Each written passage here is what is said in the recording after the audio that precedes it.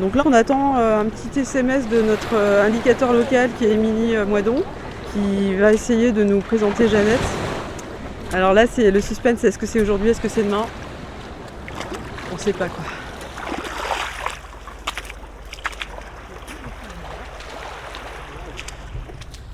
Ben c'est ça. Voilà, le voilà. C'est celui-là. Il n'y en a pas d'autre. Alors quand il est blanchi, donc c'est ça. Et alors qu'est-ce que vous en faites après, vous, de cette algue? Et ben quand il est blanc comme ça, ben on peut le garder 2 ans facilement à la maison. Puis alors ben, on fait bouillir du lait. On le sucre aussi. Quand ça bout, on met une poignée de goémon. Et bon, alors on voit à la cuillère, c'est comme un entremets. Quand le lait devient un petit peu épais, et bon, donc c'est bon quoi. Hein. Et ça gélifie après quand ça devient froid. La gélatine qu'il y a dedans quoi. Et qui forme le yaourt. Si j'avais une question quand j'ai essayé la dernière fois, parce qu'on enlève les algues. Ah ben oui. Il y en a qui les mangent. Hein. Bah oui. Oui, j'ai mon voisin. Ben c'est bon, c'est sucré. Mon voisin, il est médecin, il mange, il aime bien. Oui, oui.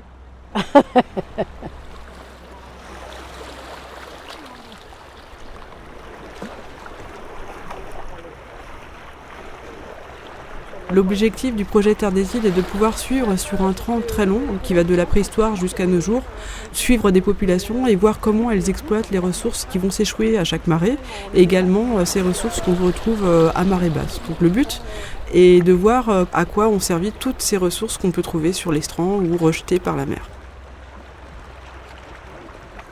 Je m'appelle Catherine Dupont, je suis chargée de recherche au CNRS. Je travaille au Centre de recherche en archéologie, archéosciences et histoire. Et je développe l'étude des coquillages et des crustacés qu'on trouve sur les sites archéologiques. Dans le projet Terre des Îles, nous sommes donc 2 responsables. Je suis une des responsables, donc je représente la discipline qu'est l'archéologie. Et la deuxième personne est Christophe Serino, qui est historien dans l'équipe Thémos.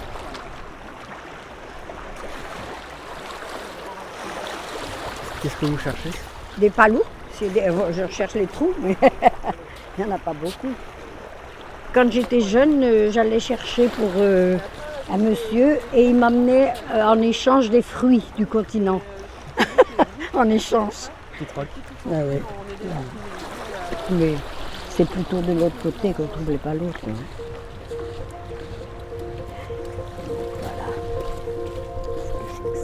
Voilà. Oh là, lave les pieds.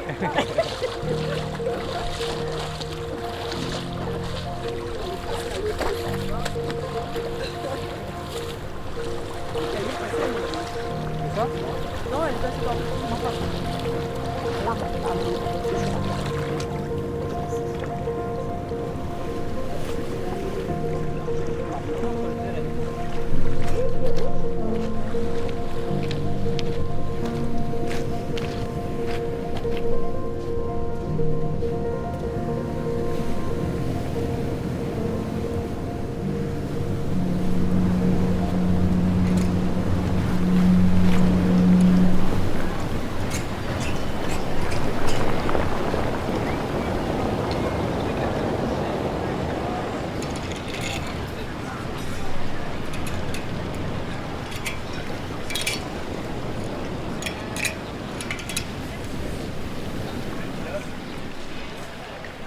Au départ, en fait, le projet avait une ambition de travailler sur beaucoup d'îles et finalement, l'île d'Edic est un concentré et il y a énormément déjà de travail à réaliser sur ce site-là.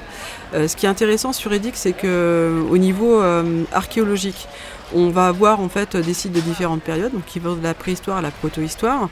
Et également, on a des anciens, donc des personnes qui sont nées sur l'île, qui n'ont quasiment pas quitté l'île. Et donc, c'est une spécificité de ce territoire.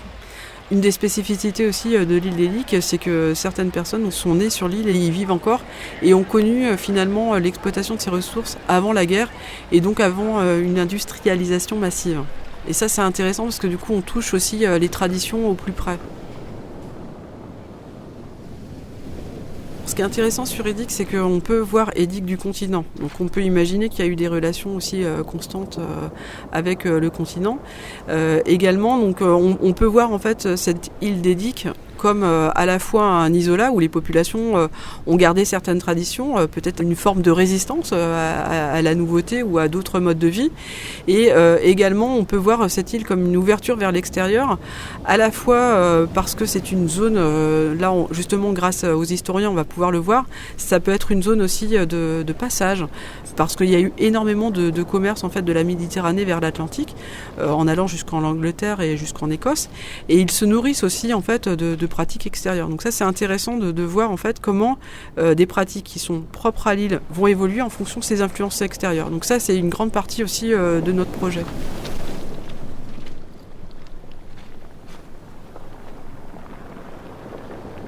À l'échelle de la façade atlantique de la France, on a seulement 4 sites où on peut observer des populations qui vivent de la chasse et de la cueillette. Donc Edic est en cela très riche parce que c'est un des 4 sites où on peut observer ces chasseurs-cueilleurs qui ont vécu il y a 8000 ans. On les appelle des populations mésolithiques. Et également, le site d'Edic a défrayé la chronique. Vous avez des centaines d'articles sur Edic. Pourquoi ? Parce que vous avez un amas coquillé, donc une zone où les gens ont rejeté leurs déchets, mais également c'est un cimetière. Donc vous avez en fait une nécropole donc préhistorique, et ce qui est très très rare au niveau aussi de son degré de conservation. Et là je dois rendre quand même hommage aux coquillages, parce que c'est grâce en fait au carbonate de calcium qu'ils ont et au fait qu'ils aient pu augmenter le pH et donc diminuer l'acidité, qu'on a une conservation de ces populations. Et là à l'échelle de la génétique même européen, c'est très très important parce que ça nous permet de décrire un profil génétique de populations qui ont vécu il y a 8000 ans. Alors également, ce qui est très très intéressant sur ces populations, c'est que on voit que ce sont des populations qui perdurent très longtemps en fait avec ce mode de vie en milieu insulaire, et on voit que en fait qu'ils vivent la mer et que ces ressources les ont sans doute aidés à perdurer et éventuellement à résister finalement à d'autres modes de vie qui vont consister à faire de l'élevage et de l'agriculture et de la culture de céréales. Edic n'a pas été choisi par hasard.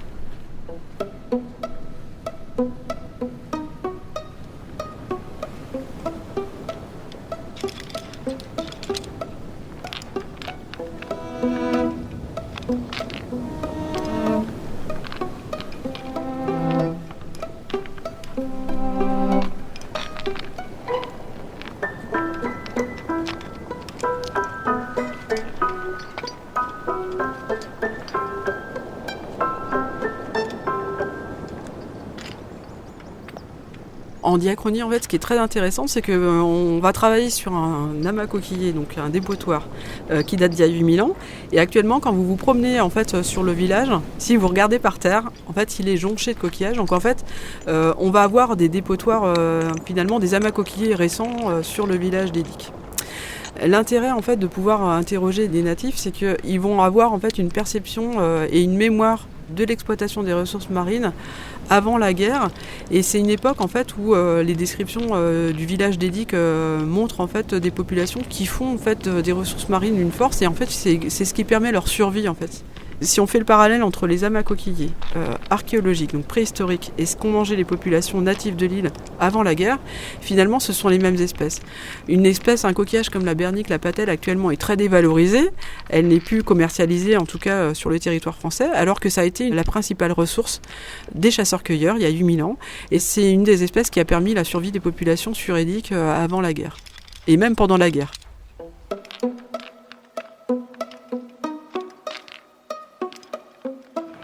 Alors ici à Edic, comment est-ce qu'on est marin-pêcheur ? Je veux dire, vous sentez chasseur quand vous êtes marin-pêcheur ou... Oh non, mais ça, on a appris ça à 14-15 ans, puis ça reste dans la peau, après c'est fini. On se casse pas la tête pour ça, on a appris ça comme ça avec nos parents, et puis on continue ce qu'ils avaient fait. Vous connaissez les fonds, vous savez là où il y a le poste. À peu près où on sait où on est, on va, on sait qu'il y a de la roche là, on sait qu'il y a du sable, ici on sait que c'est du galet. On voit comme ça, on sait où on va de toute façon.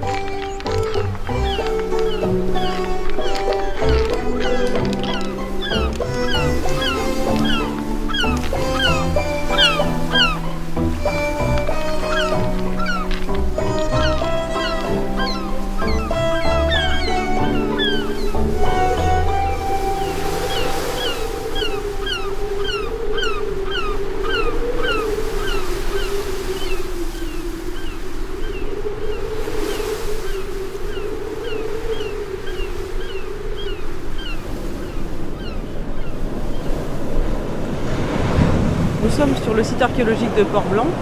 Donc c'est un site qui est daté de l'âge du fer, donc de la protohistoire, et il a été découvert suite à une érosion de la falaise. Donc c'est un site qui est encore actuellement visible et qui est fouillé par la mer. Et nous pouvons voir à la base de l'argile, en fait bien orange, ensuite plusieurs niveaux de coquillages. C'est un site qui est bien calé chronologiquement de par la présence de céramique. Donc on a en fait une occupation qui s'étale de la Tène moyenne jusqu'au 1er siècle après Jésus-Christ. C'est-à-dire qu'on a un continuum et on voit à un moment donné quelles sont les ressources exploitées localement et également quelles sont les influences extérieures qui vont arriver. Donc là c'est très très intéressant parce qu'on voit par exemple l'exploitation du colorant pour les coquillages. On va voir par l'étude des coquillages qu'il vient d'influence méditerranéenne. Également on a aussi des amphores en fait, qui viennent de Méditerranée. Donc on a pas mal en fait, d'éléments qui montrent que ce site est clé dans les contextes qu'on peut avoir avec l'extérieur. Pour le projet Terre des Îles, le Port-Blanc, c'est un jalon important en fait, de cette étude, puisque on est à une période où on n'a pas encore les textes, en tout cas de conserver en Bretagne. Donc là, voilà, c'est seulement le site archéologique qui va nous permettre de décrire à cet instant donné le mode de vie de ces populations. Donc là, on voit en fait déjà de par la maison, c'est que des gens ont habité et sont restés assez longtemps sur cette île. Mais là c'est génial parce qu'il y a on est venu, donc là nous sommes le 28 septembre 2023, nous sommes venus en juillet et on voit qu'en quelques mois le site en fait change à chaque fois. En fait c'est une nouvelle, la mer en fait est une très très bonne archéologue, elle va fouiller par petites séquences l'accumulation. Et à chaque fois on a l'impression de découvrir des nouvelles choses. Là vous voyez des patelles en place, et cette concentration de vestiges. Alors ce qu'il faut voir, c'est que si vous prenez un seau en fait, de sédiments, vous pouvez en avoir pour un mois de travail. Donc c'est pour ça que pour l'instant, on attend de voir s'il y a une autre structure massive pour pouvoir intervenir. Et d'ailleurs, à la base, je ne sais pas, il y a des choses que je n'arrive pas à lire en fait. Il y a des choses bizarres qui apparaissent. Une des choses que nous aimerions retrouver sur cet atelier, en fait, on a une exploitation du pourpre qui est à différentes périodes sur ce site-là. Et ce qui nous manque actuellement, c'est les outils qui ont servi à casser ces coquillages-là, ce sont des coquillages qui doivent être cassés un par un pour extraire le colorant. Donc pour l'instant, on n'a pas trouvé l'enclume et le marteau, on pourrait dire presque. Et également, on n'a pas trouvé les différentes étapes du processus qui vont suivre la cassure en fait, de la coquille. Voilà, comment on sait qu'il y a une glande colorante, comment est-ce qu'elle a été extraite et qu'est-elle devenue après. Voilà. Là, c'est des questions, peut-être qu'il y a la réponse sur ce site archéologique, mais c'est vrai que là, à part l'apparition d'une structure, ça va être très compliqué. Il faut voir quand même qu'on est en milieu protégé, en zone protégée, avec un environnement tout à fait fragile. On a même des oiseaux qui actuellement nidifient sur le site. Donc là, il va falloir faire le choix entre un patrimoine actuel de la biodiversité et le patrimoine passé. C'est vraiment des choses qui font partie en fait aussi du paysage des habitants de l'île. Donc là, le projet pour ça est assez motivant parce que c'est un moyen pour les archéologues aussi de faire ressortir leurs travaux. On a beau faire des conférences, c'est toujours compliqué. Et d'avoir un dialogue plus direct avec les habitants, ça permet aussi de les sensibiliser sur des choses en fait, qu'ils ont vues quand ils étaient tout petits et qu'ils continuent à voir. Là, je vais refaire des photos parce qu'il y a vraiment des choses que je n'avais pas vues. Et maintenant qu'on se parle, là, j'ai un angle nouveau. Donc, il y a une autre partie de la coquille que je n'avais pas vue et je vais m'empresser de le prendre en photo.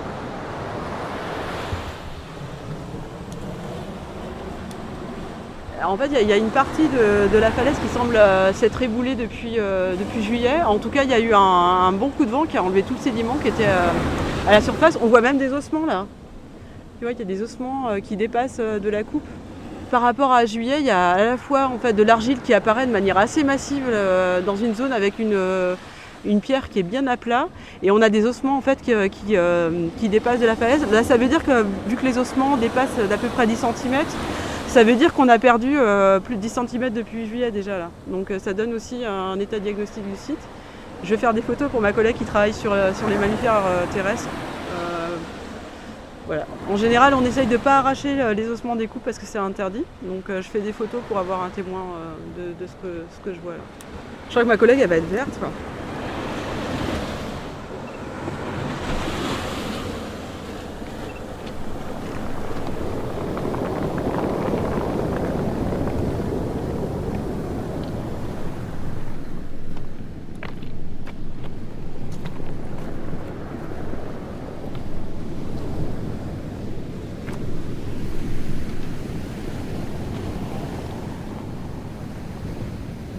Les populations du Mésolithique, pour l'instant, toutes les données qu'on a, c'est une pêche à pied avec des gens qui connaissent les coefficients de marée et qui ne prennent aucun risque. Donc on ne va pas avoir de pêche à leur mot. Et donc en fait, toute l'exploitation de leurs ressources, justement, c'est pour ça aussi que le projet est né, c'est je ne mets pas les pieds dans l'eau. Donc j'attends que la mer rejette des éléments, donc dans les laisses de mer, et également j'attends que la mer se retire pour pouvoir ramasser mes coquillages. Ça, c'est assez intéressant de voir cette relation avec cette partie du littoral. Les populations sont sur le rythme de la marée et ne vont pas chercher plus loin et ils ont ce qu'il faut. Et voilà. Les mollusques ont pu aussi être utilisés donc, dans toute leur diversité, dans tout ce qu'ils apportent. Donc il y a la partie vivante qui va être utilisée, donc l'animal lui-même qui va être utilisé en tant qu'aliment. Il a pu être utilisé dès la préhistoire, on voit qu'il a été consommé et c'est une consommation qui est très très importante sur les îles jusqu'à la Deuxième Guerre mondiale. Après, on a une consommation qui va se limiter mais qui reste prégnante pour les populations insulaires. Donc ça va être une activité quasiment quotidienne pour ces populations. Également, quand on va voir le début de l'élevage, très rapidement, il a fallu donner à manger à certains animaux comme les cochons qui sont omnivores. Donc là, les coquillages vont aussi rentrer dans leur alimentation. Mais aussi, on va utiliser le squelette du coquillage, en fait. La coquille elle-même va être utilisée. Alors ce qui est intéressant, c'est que dans les travaux en archéologie, on voit que les coquilles qui vont être mangées ne vont pas être recyclées. Donc ça va participer à deux activités bien différentes, d'où l'importance en fait des activités qui sont liées au ramassage en laisse de mer. Parce qu'en fait, on voit que dès la préhistoire, c'est une activité qui est à part entière. Donc les coquilles vont être utilisées pour se décorer, pour décorer aussi des objets, mais elles vont être aussi utilisées, je pense, pour des périodes plus récentes.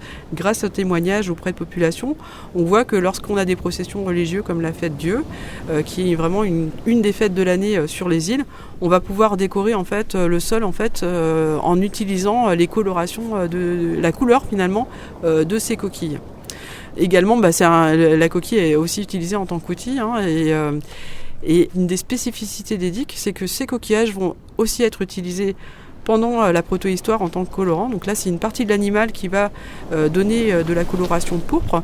Donc on voit que c'est vraiment une utilisation qui est multiple. Alors après, pour les populations actuelles, bien sûr, ça va être donné aux poules pour aider à concevoir leurs œufs. Et on voit finalement que l'île est composée d'amas coquillés, en fait, à la fois préhistoriques, mais très récents, puisque les populations ont rejeté au pied de leur maison aussi des coquilles.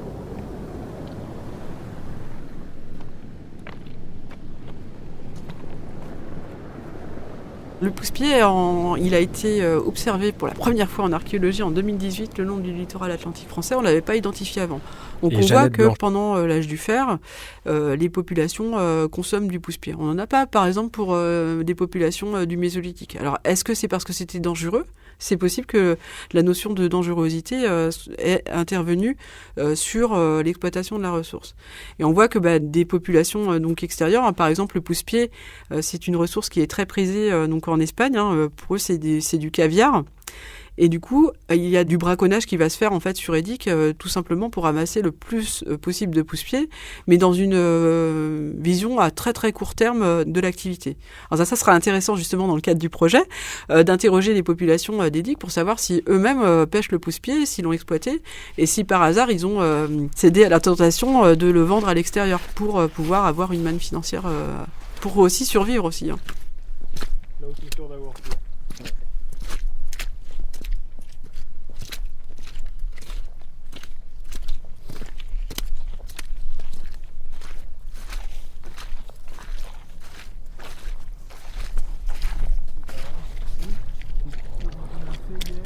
Bonjour.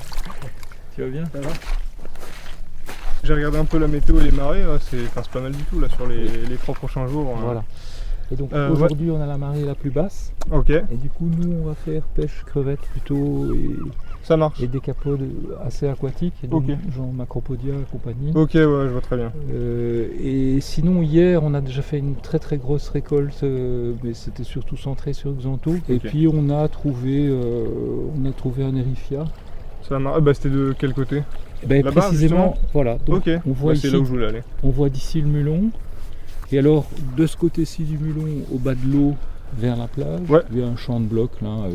Bon, là, je peux trouver tout ce que je veux. Il y a pas mal de choses. Ok, Et puis sinon, au-delà du mulon aussi, hein, ça va descendre, je pense que tu pourras aller à pied jusqu'au petit mulon qui est Ok. d'un roche plus loin. ça marche. Et là aussi, il y a des champs de blocs retournables, donc je pense que tu vas trouver ton bonheur. Hein. Tu as 4-5, tu as des familles entières chaque fois. Ok, ça marche. Il y a du tourteau, bon, je te dis Erifia, puis de la Necora, quoi, hein, Ok. des étrilles, etc. Ok, d'accord. Bon, bah, Voilà. on va aller voir ça. Si vous De refaites la- une session crabe, je veux bien me joindre à vous. Voilà, on puis fera même de- comme ça, pourquoi pas. enfin, Ouais, on fera de la diversité crabe de nouveau, Ok. peut-être sur d'autres sites. Ça marche. Je sais pas encore trop.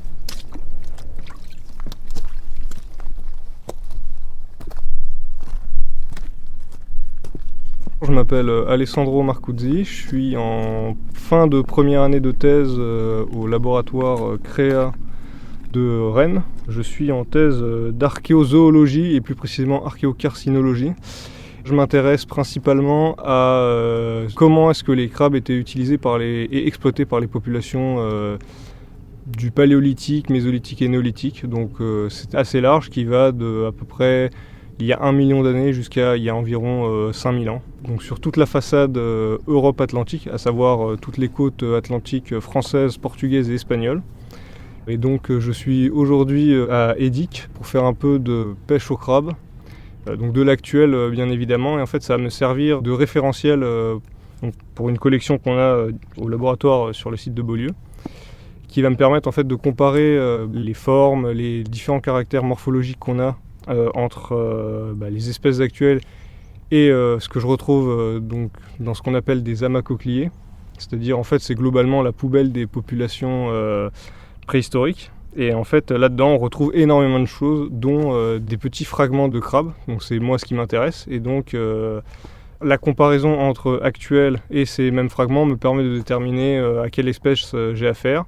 Et au-delà de ça, en fait, de retrouver un peu les comportements des populations par rapport à ces animaux qui, donc, pour eux, a priori, étaient considérés comme en fait une ressource alimentaire. Donc principalement alimentaire, j'ai pas encore trouvé de traces d'utilisation autres, comme par exemple des objets ou je ne sais quoi.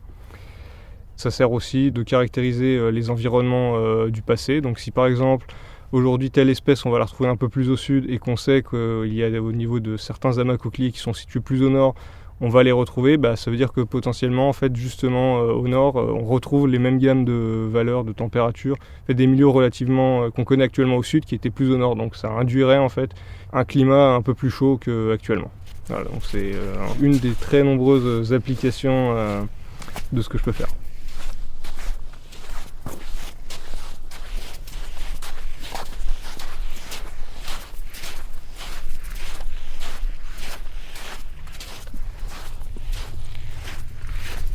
Ce projet, il s'inscrit complètement dans ma thématique puisque, étant donné que je suis intéressé par toute la façade atlantique, Edic et même en fait toutes les autres îles, et en fait là-dedans je m'inscris complètement parce que du coup je vais pouvoir en fait amener pas mal d'infos sur d'une part les populations même, comment en fait elles exploitaient, elles utilisaient le crabe au niveau de ces îles. Donc pour l'instant c'est Edic seulement, et ensuite je vais m'étendre un peu aux autres îles en fait en fonction de comment avance le projet.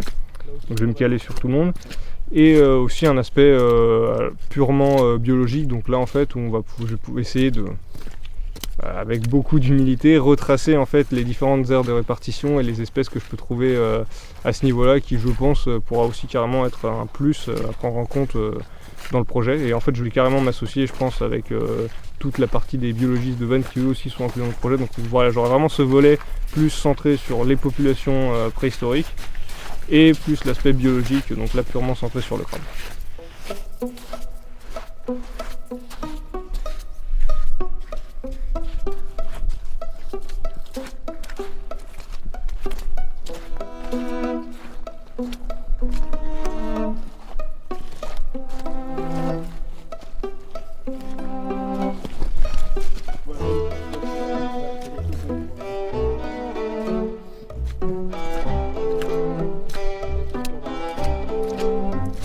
aujourd'hui, la question ça va être essayer de trouver des espèces que j'ai pas encore, ou du moins que j'ai pas encore suffisamment référencées.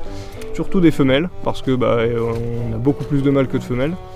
Et un maximum de stades juvéniles, parce qu'on a pas mal de stades adultes. En général c'est là-dedans que ça va matcher, et donc du coup pour quasiment toutes les espèces qu'on a déjà dans la collection, plus celles qui m'intéressent à ajouter, je vais essayer de me focus sur des petits individus en général.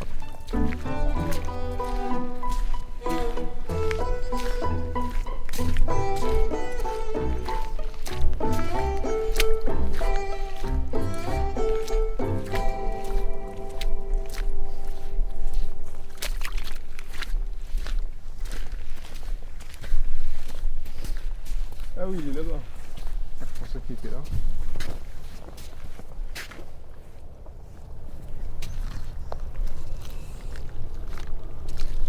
Là on est sur une zone un peu rocheuse, donc typiquement plus ou moins au milieu de l'estran en fait. Et actuellement face à une crevasse dans laquelle j'ai entendu plusieurs crabes dès qu'on s'est approché un peu plonger. Donc en général ils aiment bien ce genre de lieu pour se cacher et puis trouver un peu de nourriture. Donc je suspecte que ce soit des Pachygrapsus marmoratus, donc le crabe marbré ou aussi appelé crabe carré, parce que vraiment en fait il a une carapace qui est très carrée et ils sont très amateurs de ce genre de lieu. Donc on va essayer de se rapprocher, voir si on peut les entendre et peut-être essayer d'en capturer quelques-uns, même si bon c'est un peu les plus compliqués parce qu'en général en fait avant même qu'on les voit en fait on les entend juste fuir, donc ils sont très compliqués à attraper. Et... ouais non je pense qu'ils ont déjà tous plongé. Je sais pas si tu tentes, peut-être t'entends des cliquetis.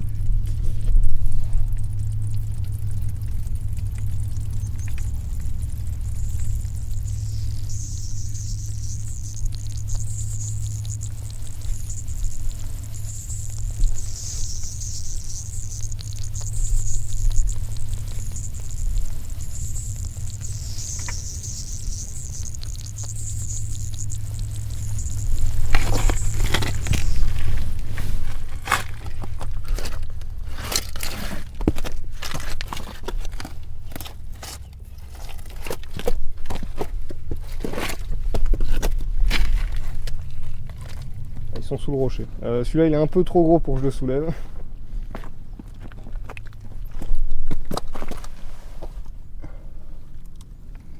Là on les verra plus. Ah tiens viens tu peux se battre. Du coup tu t'entends la carapace qui frotte contre le rocher.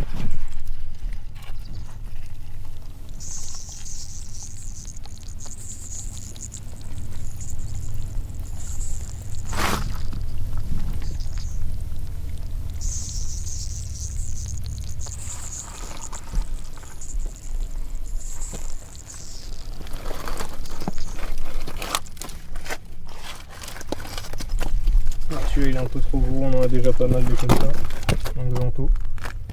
L'autre, le petit là, j'ai pas. Voilà, lui là. Ça c'est un. Non, ça c'est juste un crabe vert.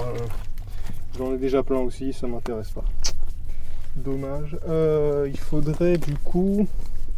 Si eux on les trouve ici, normalement ce qui m'intéresse aussi c'est les Eriphia verrucosa, donc les crabes verruqueux.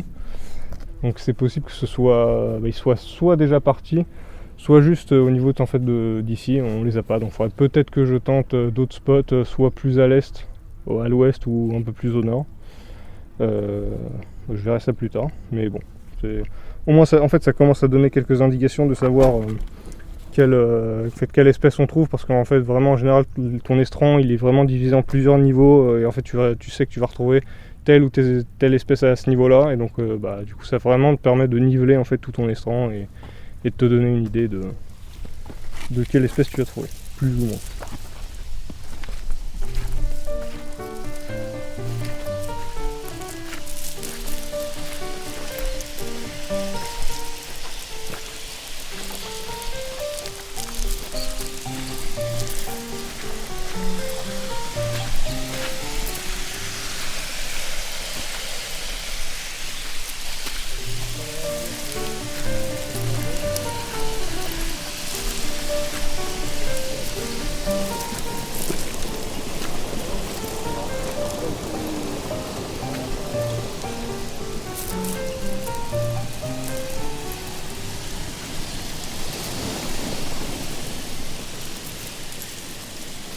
début du projet, on commençait tout juste le tri des échantillons des fouilles de 2019 et 2021 sur le site des Pécards qu'on appelle Port-Neuf. C'est un site qui avait été fouillé dans les années 1930 et entre 2019 et 2021, Grigor Marchand, donc mon collègue, avec Pablo Arias, qui est un collègue espagnol, ils ont refait des prélèvements.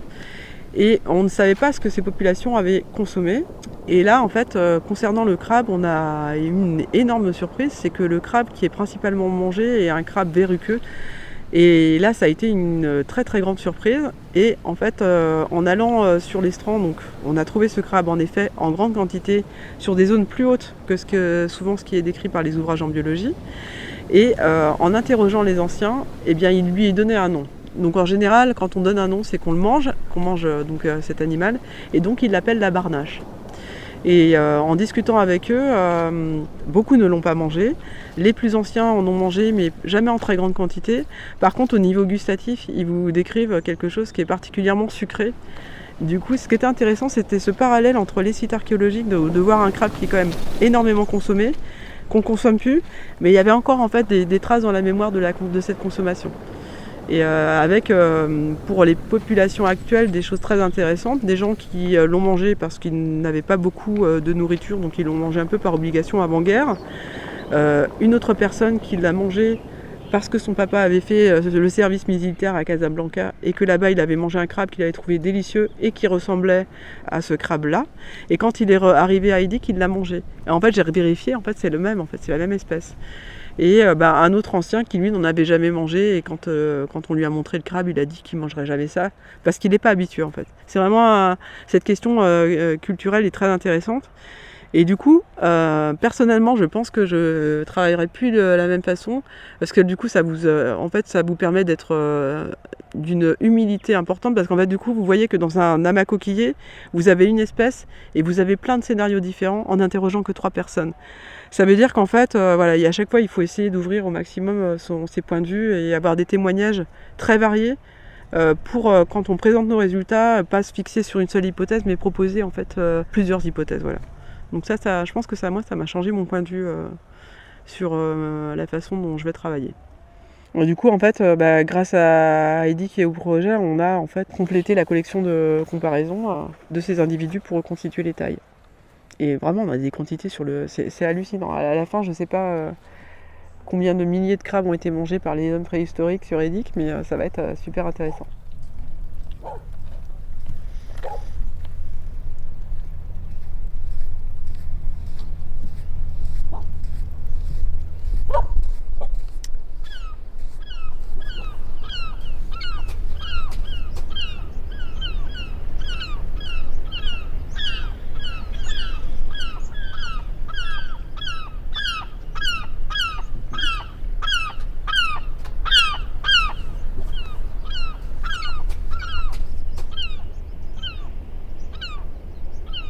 Donc Catherine a montré, donc il y a 3 espèces de patelles, et Catherine a montré qu'apparemment il y a une espèce qui est principalement récoltée par les chasseurs-cueilleurs là. Je pense qu'on va prélever ces 3 espèces, on va en ramener au labo une dizaine de chaque, et je pense qu'on va essayer de les goûter toutes les 3. On va faire un test, éventuellement avec les yeux bandés, ou je ne sais quoi, pour voir si on peut reconnaître l'espèce qui était mangée de façon prédominante, et voir si elle est meilleure. Éventuellement.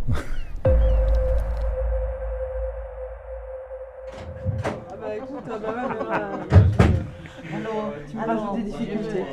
Je t'enverrai les PDF de Leroux, c'est vraiment. Mais peut-être que ça va me donner des idées, parce que si ça se trouve, il parle des côtes aussi. Ah, peut-être, parce que là. Il raconte, et c'est vrai que ça a été un passionné de patelles. C'est terriblement excentré, mais peut-être parce qu'il y a une usure plus d'un côté. Oui, il y a des de l'autre. cassures aussi, là. Justement, là, dans les mesures, moi j'enlève toutes celles qui vont des. Là, on voit dès que c'est. En plus, ça se casse, tu vois, avec les lignes de Sur la fragilité. bordure, ouais. Donc celle-là, ça serait bon. Celle-là, non.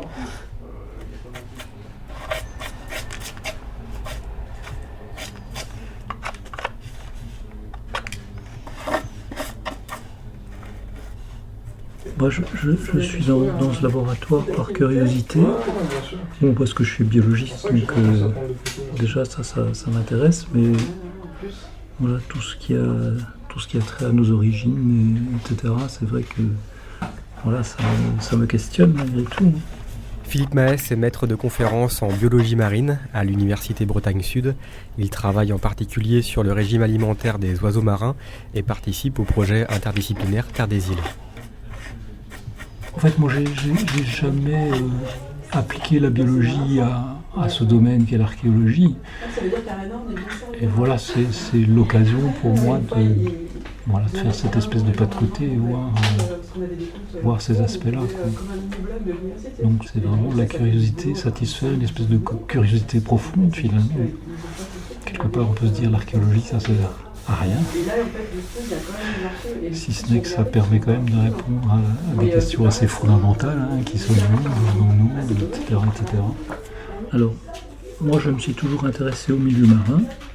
J'ai fait des études sur toutes sortes d'organismes marins. J'ai commencé par exemple sur les échinodermes, sur les oursins, les étoiles de mer. Voilà, j'ai vraiment travaillé là-dessus. Ensuite j'ai travaillé, comme je disais tout à l'heure, sur les oiseaux, etc. Donc voilà, d'une façon générale, le milieu marin m'a toujours intéressé, depuis le début de ma recherche, même bien avant ça, depuis mes études, quoi. J'ai fait des études vraiment en biologie marine. Donc je suis quelque part dans mon élément aussi, en m'occupant de trier ici des petits bouts de patelle qui ont 8000 ans. Je suis capable de reconnaître des animaux. Là, je pourrais mettre un nom sur ces choses-là, donc je me suis dit que je pourrais être utile.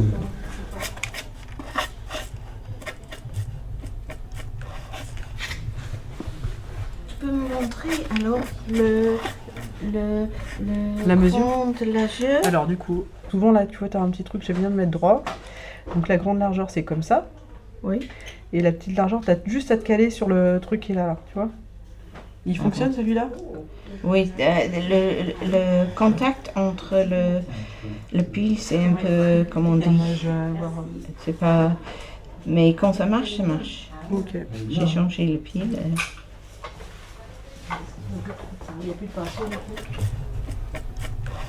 Le travail d'Anna Stafford, qui est doctorante au laboratoire, elle est en train d'étudier l'amas coquillé des Diques.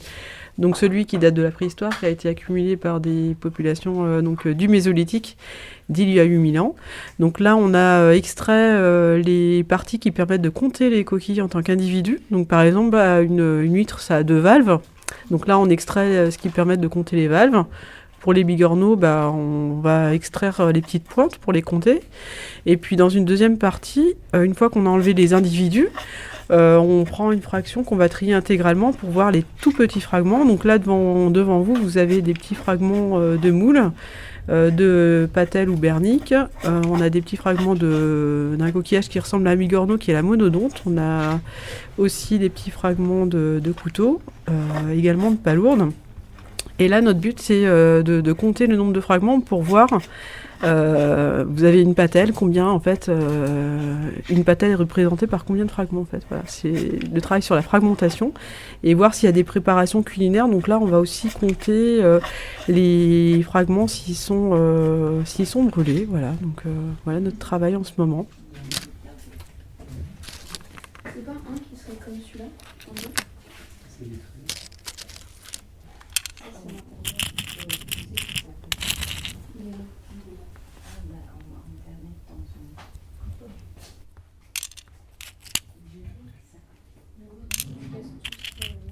Les populations de chasseurs-cueilleurs utilisaient ces coquillages qu'ils ne voyaient pas forcément évoluer vivants pour se décorer. Et en fait, ils utilisaient ces coquillages pour décorer leurs vêtements et des objets, et c'était une appartenance au groupe.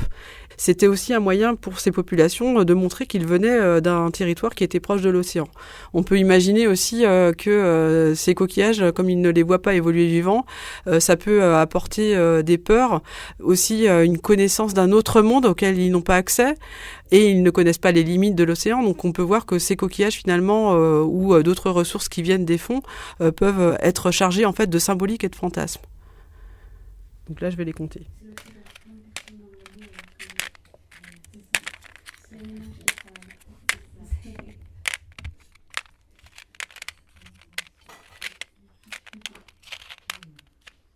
là, il y en a 14. Quand on a une exploitation de colorants comme sur le site de Port-Blanc, donc au tout début de l'âge du fer, ce qui est intéressant, c'est qu'on voit qu'on a 2 coquillages qui servent de colorant sur le littoral, c'est le pourpre et le murex. Et le murex, c'est celui qui ressemble le plus aux populations méditerranéennes. On voit qu'il a été volontairement exploité. Et quand on étudie les coquillages, ce qu'on peut mettre en évidence, c'est une course contre la montre avec des populations et des êtres humains qui vont courir sur les rochers, qui vont ramasser les murex, mais le maximum de murex, parce qu'ils ne prennent même pas le temps de regarder la taille des coquillages. On a des petits aux plus grands. Ensuite, ils arrivent sur le site pour extraire le colorant. Donc là, il va falloir casser le coquillage tant qu'il est encore vivant. Et là, ce qui est amusant, c'est qu'on va les voir casser un par un les coquillages, donc sans doute avec un galet, et que parfois, en fait, certains coquillages qu'ils ont ramassés sont trop petits. Et là, au lieu d'aller les remettre à la mer, ils les jettent dans les fossés. Donc ça, c'est intéressant aussi de voir cette façon de faire qui est complètement déraisonnée. Et je ne connais pas beaucoup de personnes qui vivent près de la côte et qui vont ramasser des coquillages. Quand ils ramassent des petits, ils les remettent à la mer, en fait.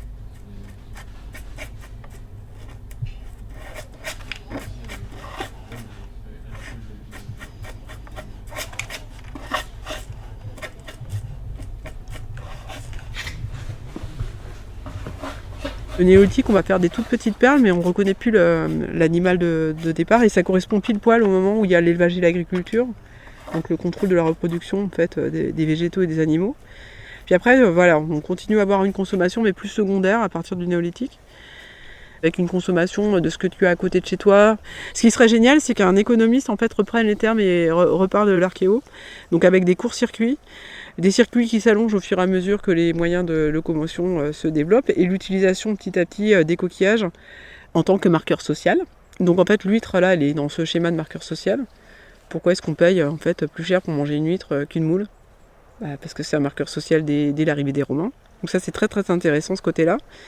Et puis pour le site qu'on a à Port-Blanc, l'extraction du colorant, là c'est une destruction massive. Et ça, en fait, c'est parce que en fait, les pourpres rentrent dans un circuit économique et une valeur marchande. Et pourquoi ? Parce qu'en fait, tu vas voir des personnes qui ont le bénéfice de la ressource sans être en contact avec l'environnement et la nature. Si un jour mon travail sert à alerter en fait sur ça, ce serait génial. Et du coup, en fait, le problème, c'est que la pêche à pied, voilà, la rupture, elle est maintenant. Là, il y a quasiment, on observe les dernières personnes qui font de la pêche à pied. Alors, il y a la pêche à pied touristique. Il y a énormément de pratiquants, mais c'est pas la même pêche. C'est toi et moi, on prend un seau, on va avec nos enfants, et puis on va faire de la pêche à pied comme ça en une journée, mais c'est pas la même connaissance. Et je pense que le projet Terre des Îles, en fait, il aide, comme il est sur un temps long, il aide à avoir des ruptures, à les expliquer. Et c'est vrai qu'un bel économiste là dans le projet. Après, c'est intéressant, là, la prochaine réunion sur le patrimoine, il faut que j'envoie mon message à Christophe, mais je ne suis pas sûre que la notion de patrimoine parle à un biologiste. Et actuellement, en fait, le patrimoine, il est vraiment vu de plus en plus large, même en archéologie. Le patrimoine, au départ, c'était vraiment le foncier, les bâtiments. Et là, même un site archéologique qui est préhistorique, c'est du patrimoine. Le faire rentrer à égalité d'un bâtiment, c'est pas facile. Est-ce que tu fais rentrer la biodiversité dans du patrimoine, quoi ? Est-ce que c'est la même chose ?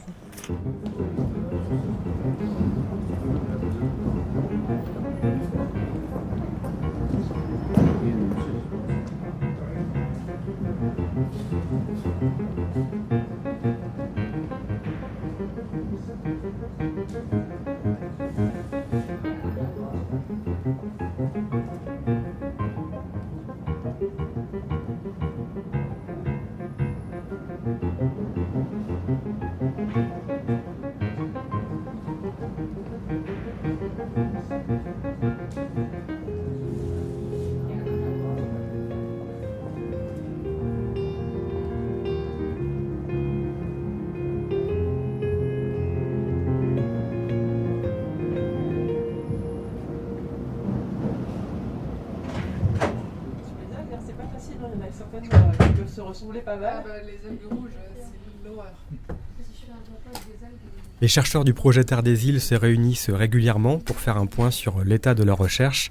Nous sommes à l'université de Vannes, où l'on retrouve Christophe Serino.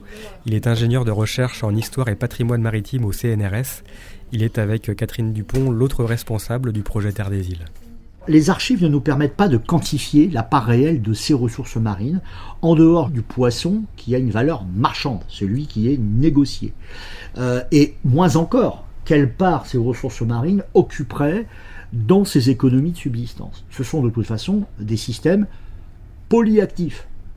On fera, ça fait partie de nos souhaits, hein, une journée pour laquelle on essaiera de confronter nos regards académiques dans nos sciences respectives sur ce que l'on peut définir être la subsistance ou les formes de subsistance.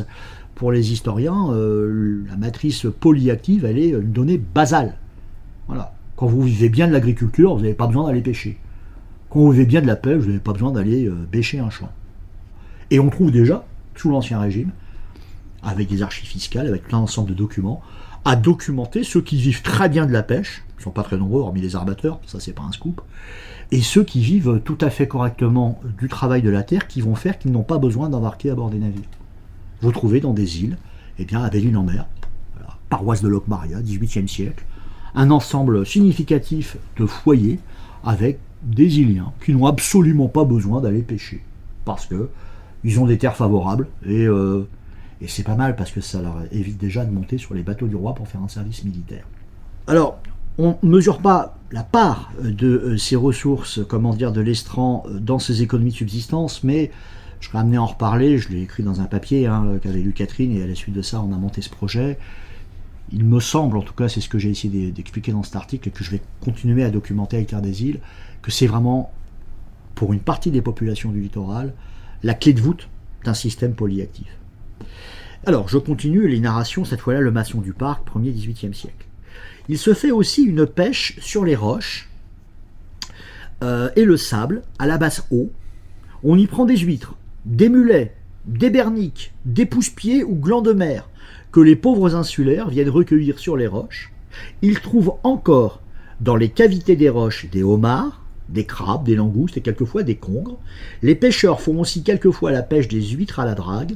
L'instrument dont ils se servent n'a qu'un seul couteau. Ces huîtres se consomment dans l'île, ce qui ramenait à un tableau donc de synthèse. On voit bien ce qui se fait à pied, ce qui se fait à partir d'embarcation. Les lieux de pêche sont décrits, et dans d'autres sources, ils pourront être décrits avec beaucoup plus de précision.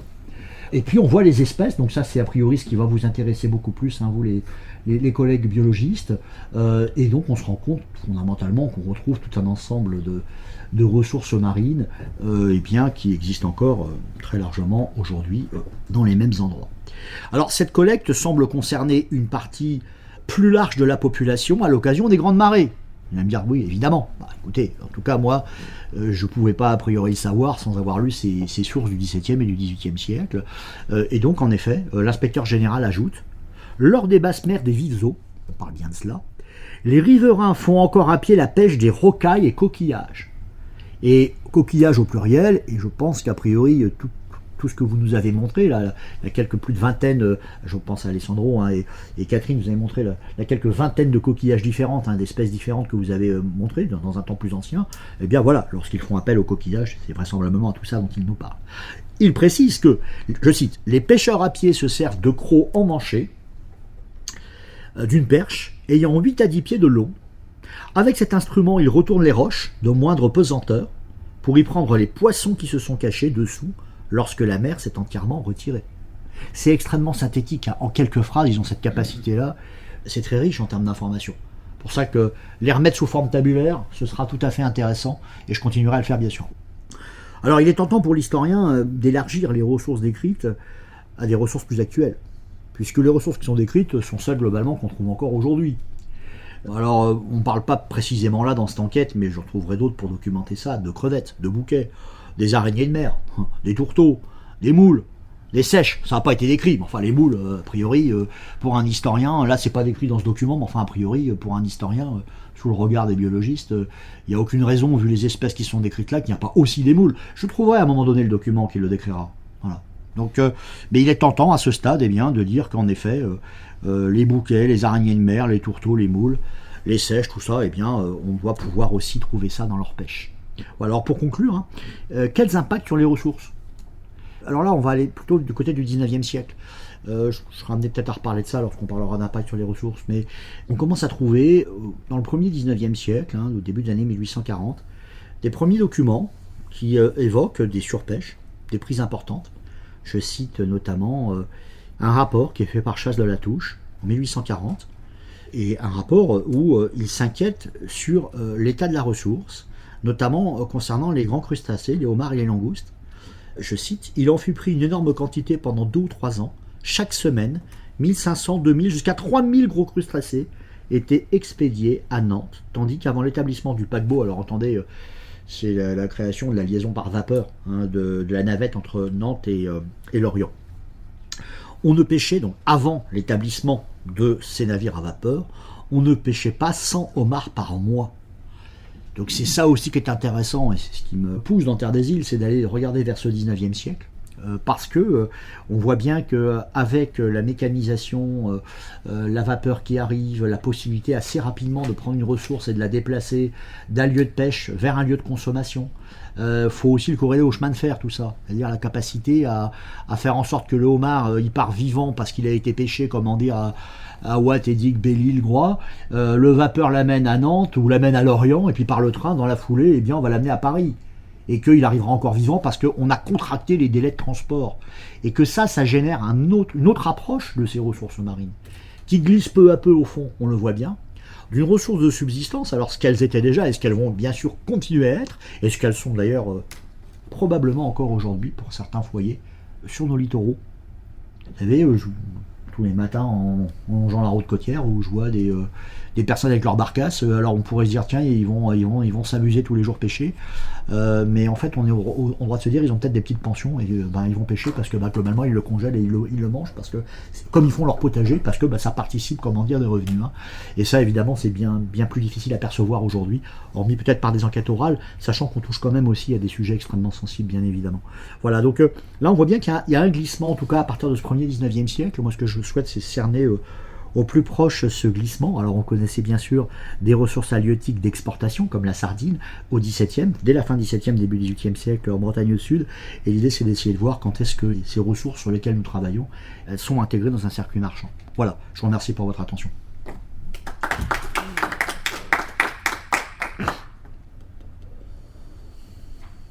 Concernant le sel, en fait, il y a plusieurs types d'exploitation. Donc, ça peut être des ressources d'estran dans le sens où on va faire évaporer, l'eau de mer dans des vasques, dans des retenues naturelles.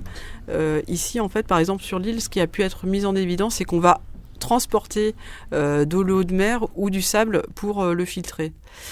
Du point de vue de l'archéologue, en tout cas, ce qui est site archéologique et même les fours à Goémonier sont rentrés dans ce patrimoine matériel. Donc clairement, là, le projet Terre des Îles documente ce patrimoine pluriel, à la fois matériel et immatériel. Ça, c'est sûr.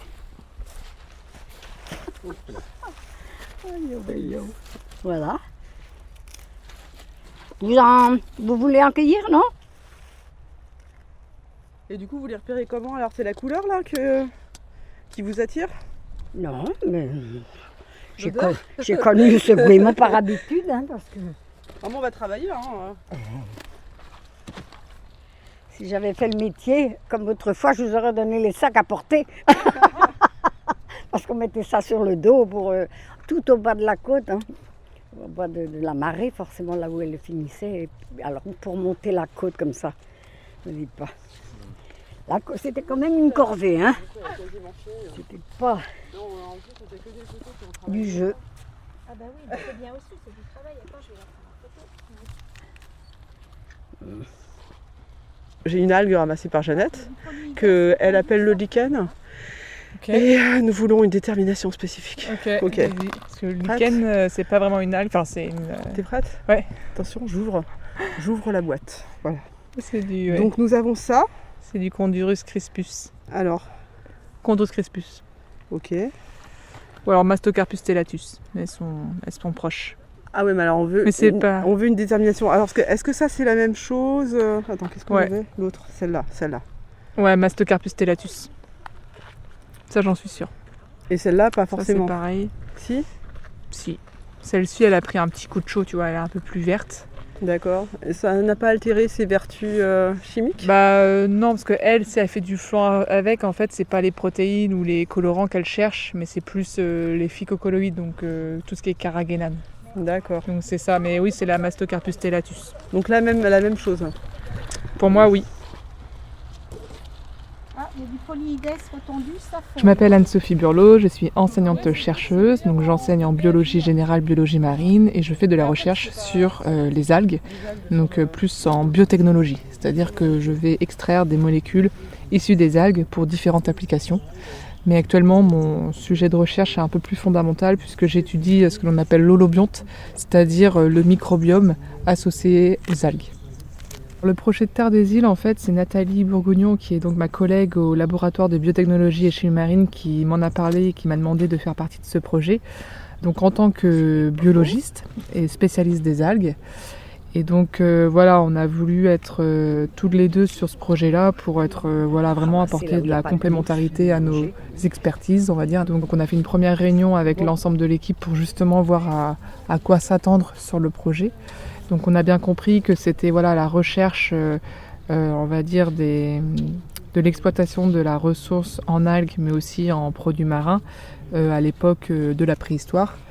Donc après, nous, on pourra apporter de la connaissance sur les algues qui sont actuellement disponibles sur EDIC et donc voir si on peut retrouver ces algues à l'époque préhistorique, quoi. Après, c'est compliqué pour nous parce qu'on n'a pas l'habitude de travailler avec des archéologues, c'est une première fois. Et donc, c'est aussi un peu la découverte de comment on peut s'impliquer dans un tel projet. Mais en tout cas, c'est super enrichissant de côtoyer ces deux mondes, quoi, entre la biologie, on va dire, actuelle et l'archéologie, où là, on recherche vraiment le côté historique de l'exploitation de cette ressource, quoi. Ah, il y a du polyïdès retendu, ça? C'est bien aussi. C'est vrai qu'au départ, les algues, quand on voit cette ressource-là, c'est vrai que la première application qu'on peut tester, c'est on prend l'algue, on la met dans la bouche, on regarde si ça peut être bon ou pas. Et puis après, on a pris ces algues, on les a mis sur le champ, on a vu est-ce que c'était bien pour le sol, pour les plantes. Et maintenant, on est beaucoup plus dans, on va rechercher les molécules qui vont avoir une activité spécifique pour telle ou telle application. Et là, on va vraiment chercher à l'extraire, à l'isoler pour augmenter cette activité, quoi. Donc c'est de la recherche plus poussée, mais en fait toute la ressource est intéressante. Et après, si on cherche vraiment une activité spécifique de l'algue, là effectivement il faut aller chercher la molécule, chercher le composé actif et du coup concentrer cette activité pour avoir un produit efficace, quoi. Et là on va taper sur des applications beaucoup plus ciblées. Donc on va pas forcément aller dans l'alimentaire, parce que l'alimentaire il nous faut tout, il nous faut des fibres, il nous faut des protéines, il nous faut des minéraux. Alors que si on va par exemple dans des crèmes solaires, on va chercher une molécule de l'algue qui va avoir un rôle de photoprotection, et c'est le cas dans les algues. Et bien effectivement, quand l'eau est à marée basse, il y a des algues qui vont se retrouver sur l'extran, qui vont être sous forme pas sèche, elles vont être ce qu'on appelle c'est la dissécation, donc elles vont être sans eau. Et donc là, les molécules qu'elles contiennent vont être super importantes pour la protéger des rayons UV. Et donc en fait, l'idée, nous, c'est de récupérer ces molécules-là et de les inclure dans des formulations pour des produits solaires, par exemple, et donc utiliser vraiment cette activité spécifique de l'algue. On n'a pas forcément besoin de protéines pour se protéger des rayons UV.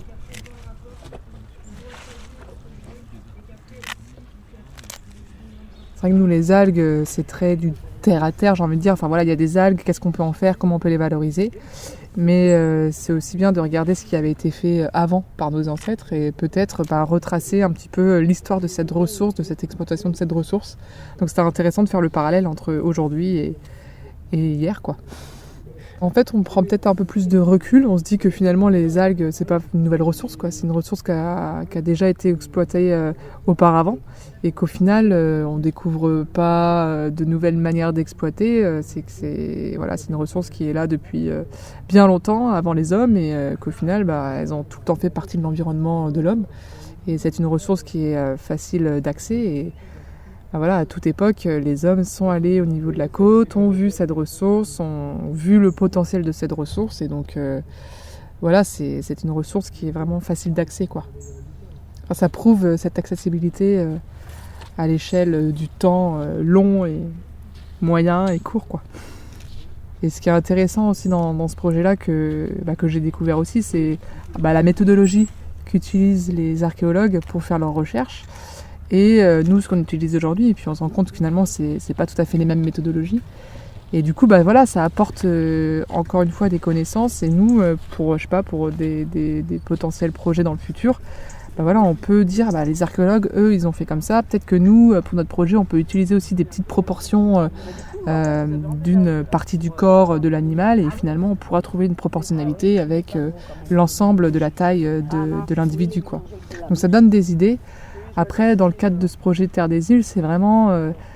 moi, ce qui me passionne, c'est le travail des archéologues, quoi. Parce qu'on n'a pas eu, même lors de nos formations universitaires, on n'a pas eu de cours d'archéologie. Et donc, c'est vrai que la conférence qui nous a présentée Catherine Dupont, comment la biologie peut apporter à l'archéologie, en fait, beaucoup de choses, quoi. Et donc, c'est très enrichissant de se dire que tout ce qu'on fait en biologie, finalement, ça peut être utilisé pour étudier dans le passé, quoi. Et donc là c'est le premier projet entre archéologie et biologie où on est dedans, mais je pense que ça peut être le début de quelque chose, quoi.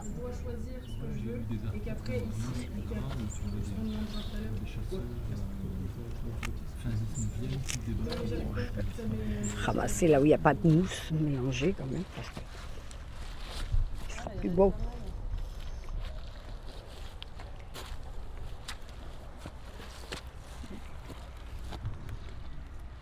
Côté archéologique, pour l'instant, côté algues, ce qui va nous rester, c'est les petits coquillages qui sont fixés aux algues pour pouvoir en fait déterminer leurs utilisations et leur présence sur un site archéologique. Également, côté histoire, la question est de savoir si ces algues ont été notées dans les textes, est-ce qu'elles ont participé éventuellement à un certain commerce. On peut avoir l'exploitation de la soude, qui a pu être une révolution aussi pour ces populations insulaires qui ont pu avoir aussi une source de financement d'argent supplémentaire. Également, en actuel, ce qui est intéressant, c'est que les biologistes actuellement peuvent recenser les algues et en interrogeant aussi les populations actuelles, savoir ce qu'ils connaissent en fait des propriétés des algues. Certaines peuvent avoir des vertus pour se soigner, d'autres peuvent être utilisées dans l'alimentation. C'est quelque chose qui s'est fait en fait pendant très longtemps et également quelque chose qu'on a oublié actuellement, mais en fait l'algue a été la principale source de combustible jusqu'à l'arrivée en fait des grands commerces sur ces îles. Également en fait il faut voir que sur ces petites îles il y avait très très peu donc d'après les études la végétation restait quand même assez éparse et même pour pouvoir élever en fait certains animaux ça a pu être une contrainte et donc on peut voir aussi à l'échelle quasi actuelle que par exemple certains animaux comme les vaches consommaient des algues en fait. Et on a une adaptation aussi de certains animaux, on peut aussi avoir les moutons qui vont s'adapter en fait à la consommation des algues. Et par exemple, l'étude des moutons, ça on peut l'aborder en archéologie. Pourquoi ? Parce que les moutons donc sont conservés sur le site archéologique les dents, et à l'intérieur des dents, on peut avoir des analyses chimiques qui peuvent justement corroborer cette consommation des algues par les mammifères. Donc ça, c'est des choses qui peuvent être étudiées grâce à l'interdisciplinarité. On a une tendance à rajouter en fait en archéologie certains éléments qui sont des éléments plus récents et on s'est intéressé donc avec une association qui est la Marais, par exemple à recenser tous les fours à goémons. Et ce qui est intéressant, c'est que vous allez avoir donc le côté archéologique avec ces fours à goémons, et également des grandes entreprises qui vont faire appel à la soude. Donc dans les textes, on peut avoir présence de l'exploitation de ces algues. Et également, on a quelques documents aussi vidéo qui sont conservés par l'association locale qui est l'association Melvent, où on va avoir aussi une description de ces activités.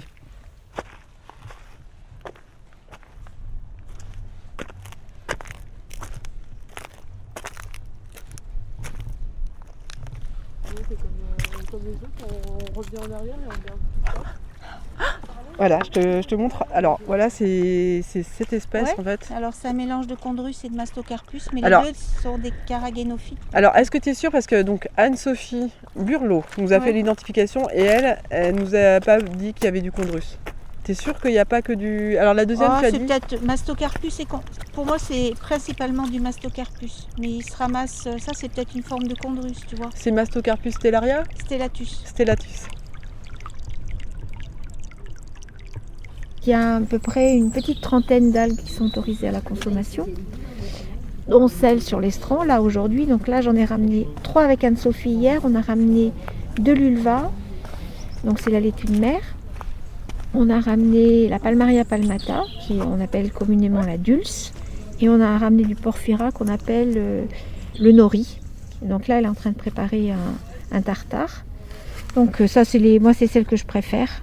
On peut se nourrir pas mal d'algues brunes aussi. Enfin, on peut utiliser pas mal d'algues brunes, mais les algues brunes, elles ont tendance à fixer plus facilement les métaux lourds. Donc moi, je les aime moins. Mais on en mange plein. Hein. Elles sont beaucoup en vente en Bretagne. Je les aime moins. Je suis plus prudente. Voilà là-dessus. Mais bon, toutes les ânes sont bonnes à manger. Hein. Il y a les 26 qui sont autorisées, mais à partir du moment où tu les collègues dans un endroit qui est propre, voilà, c'est un légume de la mer, hein, comme un autre. Hein. Je suis Nathalie Bourgougnon, je suis professeure à l'université Bretagne Sud. Je suis sur le campus de Toanic. Je suis dans un laboratoire qui s'appelle Laboratoire de biotechnologie et chimie marine, qui est une EMR, équipe mixte de recherche du CNRS. Dans les communautés littorales, Irlande, France et en Asie, voilà, c'était utilisé comme légume de la mer depuis la préhistoire. Hein. Alors aujourd'hui, avec le regard d'aujourd'hui, et quand on se penche un peu sur, on va dire, ce qui s'est passé dans la Deuxième Guerre mondiale, etc. En fait, les algues, elles ont je parle en Europe, hein, elles n'ont pas forcément une belle image parce que pendant les périodes de disette, comme il y avait des soucis d'approvisionnement, on donnait à manger au bétail des algues. Donc les algues, elles ont un peu cette image de végétaux pas très nobles qu'on donnait quand il n'y avait plus rien à manger. Et elles ont gardé en fait cette image-là. Comme moi, ma mère, elle ne peut pas manger de topinambour parce que ça lui rappelle la guerre. Et bien c'est un peu la même chose. Elles sont associées au côté disette. Mais pourtant, elles reviennent à la mode. Alors je pense que le grand public n'est pas au courant, mais il y a des Australiens qui ont montré, c'est l'équipe de Rocky Dennis, qui ont montré que si tu donnais manger effectivement des algues au bétail, eh bien elles produisaient moins de méthane. Elles pétaient moins, et donc ça avait un impact positif sur l'atmosphère. Donc il y a plein de choses qui ont été montrées, hein. Mais ça, le grand public, il ne le sait pas tellement. Il y a le côté végétaux, pas très noble, dans le sens végétaux inférieurs, hein. Dans un livre de botanique, les premiers chapitres, on dit les anciens, c'était végétaux inférieurs, ouais. Après végétaux supérieurs, c'était les angiospermes. Donc moi, je me souviens souvent dans les réunions avec les chercheurs, le fait de travailler sur les algues, c'est pas très noble, parce que c'est les moins évolués. Mais tout ça, ça a un petit peu changé quand même. Puis là, on parle de la révolution des algues. Elles sont plus ou moins riches, voilà, en protéines, en acides gras. Alors, il n'y a pas beaucoup de lipides, hein, pas beaucoup de gras, mais il y a des acides gras de qualité. Et des protéines, des acides aminés qui sont aussi présents en aussi grande proportion que dans le soja ou dans l'ovalbumine du l'œuf. Donc voilà, elles ont des intérêts alimentaires qui sont intéressants à étudier, enfin ils sont étudiés, hein, mais à valoriser. Alors après, il ne s'agit pas de remplacer du jour au lendemain une légumineuse avec une algue, mais d'introduire petit à petit des algues dans l'alimentation régulièrement, c'est intéressant. Alors par exemple, là on a déposé un projet, mais on attend le retour. Chez les personnes dénutries qui arrivent à l'hôpital, qui ont un pourcentage de protéines très bas, parce que voilà, elles s'alimentent mal, elles sont des personnes âgées ou des personnes plutôt malades, eh bien, toutes ces vagues de patients qui arrivent à l'hôpital sont très dénutris. Et donc, il faut leur fournir des protéines. Et depuis 2018, il y a une loi qui s'appelle la loi Egalim, qui incite les collectivités, les restaurations de plus de 200 repas, de diversifier l'offre de protéines dans l'alimentation. Donc, habituellement à l'hôpital, et encore beaucoup dans certains hôpitaux, protéines, tu donnes du lait. Voilà, du lait, du fromage. Donc là, l'idée, c'est d'introduire des nouvelles sources de protéines, donc des légumineuses, des pois chiches, des haricots, des choses comme ça. Et notre projet, c'est d'introduire dans cette alimentation des algues. Et on travaille avec la restauration du CHU de Brest, où ils ont des vraies cuisines, des vrais cuistots. Ils fabriquent leurs propres gâteaux, c'est pas des gâteaux industriels. Et donc nous, notre objectif, c'est d'introduire l'algue comme légume ou alors des ingrédients enrichis en protéines issus des algues dans l'alimentation de cette population dénutrie.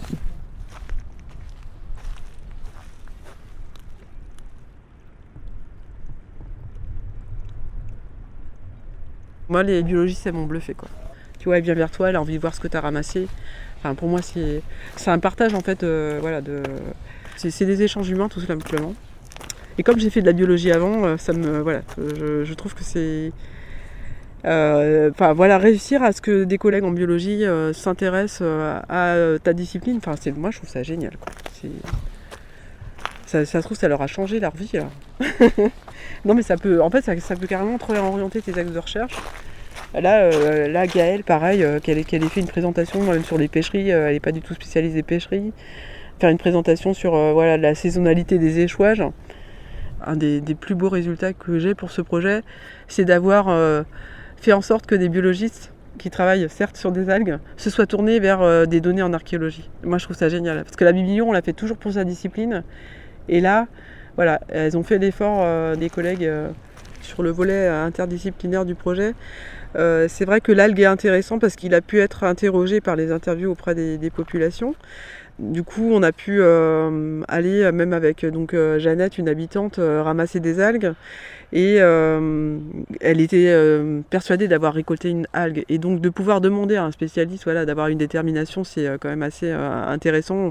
Comme ça, on va vraiment pouvoir mettre derrière le nom un peu local en fait qu'utilise Jeannette. Donc du coup, elle utilise le nom de lichen. Pouvoir mettre un nom qui est scientifique derrière, c'est intéressant. Et également, ce modèle d'algue a ensuite été utilisé aussi à la fin du XXe siècle par un industriel qui faisait de la cosmétique. Du coup, en fait, il a demandé aux femmes du village de ramasser cette algue. Et là, ça rentre dans le volet économique et voir aussi dans le volet historique, en fait. Et voir, en fait, pourquoi, à ce moment-là, cette personne a recherché ce produit-là. Donc, sans doute, qu'il y a un lien avec l'évolution des cosmétiques à ce moment-là et une demande plus forte du public. Donc, ça, c'est des choses qui peuvent être intéressantes.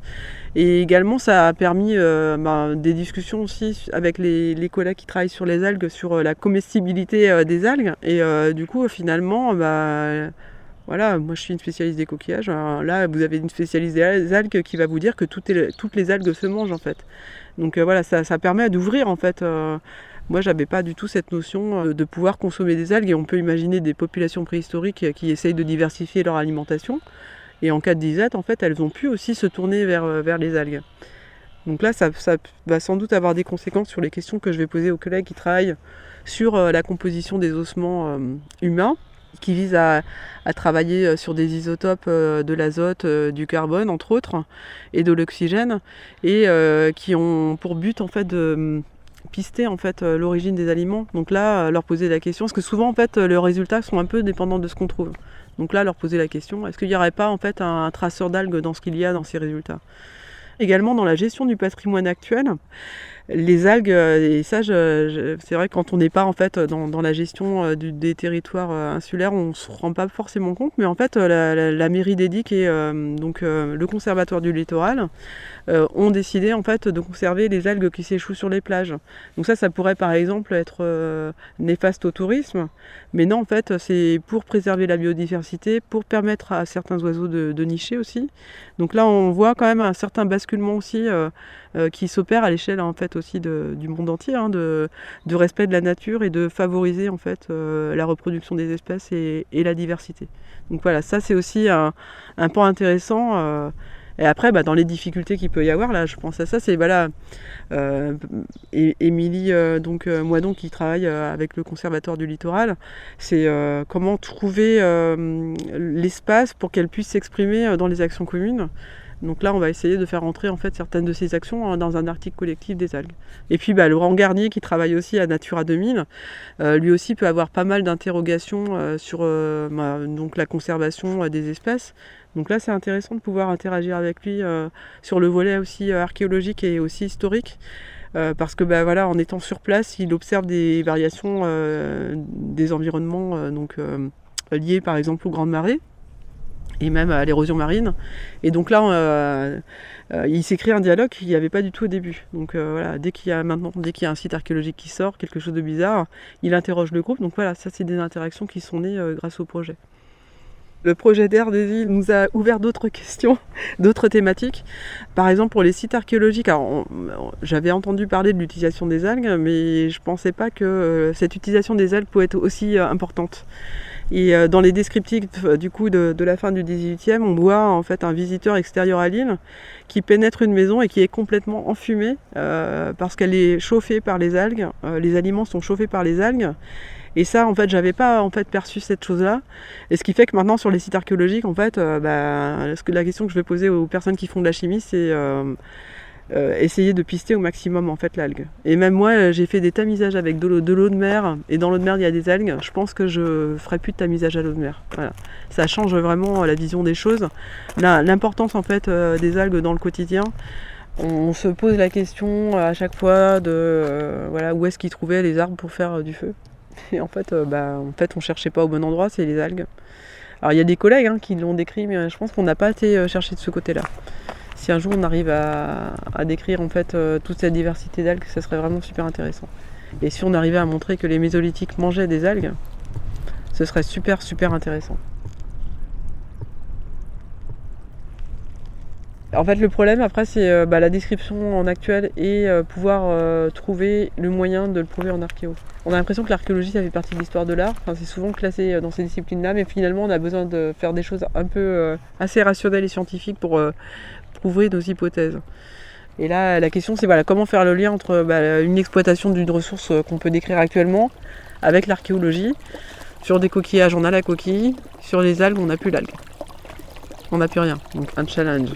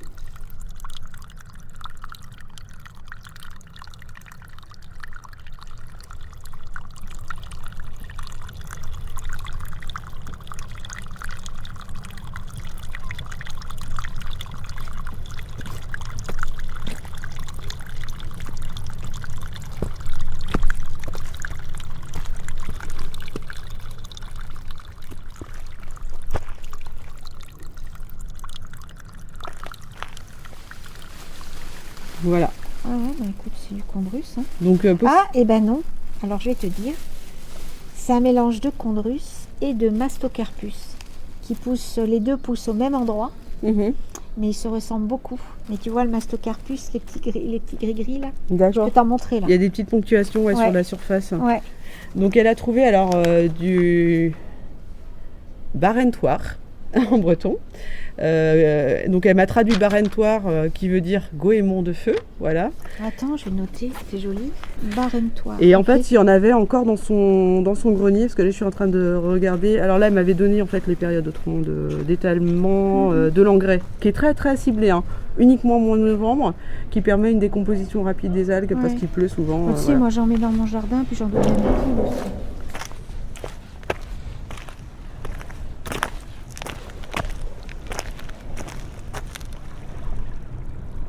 Vous, je ne sais pas si vous avez connu ça, le fait de faire sécher des algues pour l'utiliser pour faire du feu. Oui. Vous avez connu ça aussi? Oui, J'avais oublié de poser la quand j'ai question. changé la toiture, ici on a vidé le grenier, on avait trouvé du vieux foin, des algues séchées comme ça. Il n'y avait pas de gaz, il n'y avait pas d'électricité. Du coup, il y avait un stock en fait d'algues séchées dans dans le grenier. D'accord. Dans le grenier. Et vous ne vous rappelez pas quel type d'algues c'était? À quoi elle ressemblait? Si, je vois, c'est là. En fait, du coup, il y a des boules. Il y a des boules sur le. Mais ils ont ça un nom sans doute. Mais... Alors, c'est Fucus vesiculosus, je crois. Pour nous, c'était du goémon. je marque. Mais c'est vrai que ça aurait été. Ça, c'était du goémon. Je reviendrai, on ira sur la plage et je vais vous montrer les algues. Et vous allez me donner pour vous, qu'est-ce que c'est. Donc, vous m'avez dit, c'est du. Bérentin.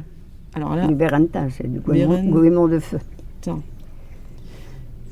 Voilà. Rennes, c'est Gouémont. Ouais. Et Tain, c'est Feu. Et donc c'était le même donc ce qu'il y avait dans votre grenier. Et du coup, quand dans l'ancien temps, donc à un moment, vous avez mangé beaucoup de coquillages et vous les jetiez où? Dans la nature. Dans la nature. Dans la nature. Il n'y avait pas de poubelle ramassée. Mais dans la nature, c'était peut-être pas devant votre fenêtre, si? Bah, comme ça, par exemple, c'était la plaine, là, allez hop. Carrément là. Oui. Ici. Là, on est sur... D'accord. Carrément. À la sortie et dans les endroits où vous marchiez aussi, enfin... Ben oui, bien sûr. Et on n'était pas... Et puis, alors, il y avait des vieilles masures qu'on jetait dedans. Ah oui, d'accord, dans les maisons. Beaucoup des gens qui avaient quitté l'île et puis leur maison était devenue... elle était abandonnée. Poubelle, quoi. Ouais, d'accord. Ouais. Parce que du coup, on jetait ça là-dedans. Moi je travaille sur les poubelles, donc peut-être qu'un jour, là, mon rêve c'est de pouvoir, voilà, vous me dites là j'ai mangé tout ça ici et moi j'étudie votre poubelle, quoi. Mais en fait c'est mon travail en fait. Oui, donc, bien sûr, mais bon. Mais bon, voilà. Après ça serait intéressant. Ça. Bah oui. On jetait tout dehors. Non, puis c'est c'est des choses qui se dégradent aussi et qui participent, voilà, au sol. C'est pas, il n'y avait pas de plastique comme il y a maintenant, donc c'était pas un problème. Non. C'est certain. Il y a une habitante qui me parlait aussi de certains éléments qui étaient rejetés par la mer et qui étaient utilisés dans les sépultures pour matérialiser les tombes. Vous n'avez pas, vous, ramassé des choses sur le bord de mer pour remettre sur les tombes, pour les décorer ou Non, à part des pierres. À part des pierres, donc des galets de côte. Ah oui, les galets aussi. Les galets aussi, oui. Alors, vous m'avez dit que ça, c'est des pierres et les galets. Alors, c'est quoi la différence entre galets et pierre? Là, les pierres qu'on met autour des sépultures, là. D'accord. Que j'avais été chercher aussi pour tenir la toile. Donc ça, c'est plus du granit, ouais. Et puis, des galets pour mettre sur les tombes, c'est vrai.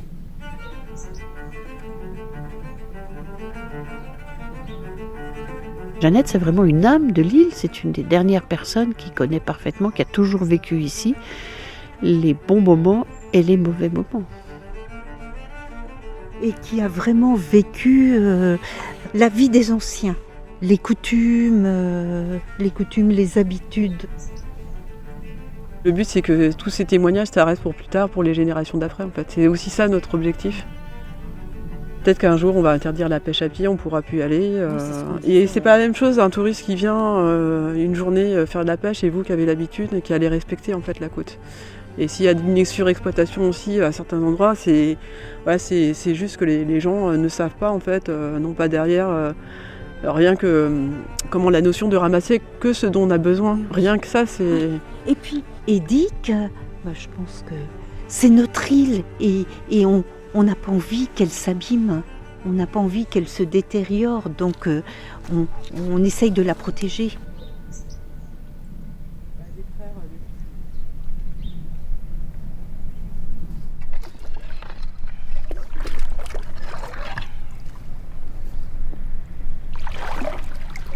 Après tu reviens sur... Tu sais quand l'eau est sale, tu reviens sur ton trou parce que des fois on n'en voit pas et puis... Ouais. Je fais ça. Je vais prendre mon panier.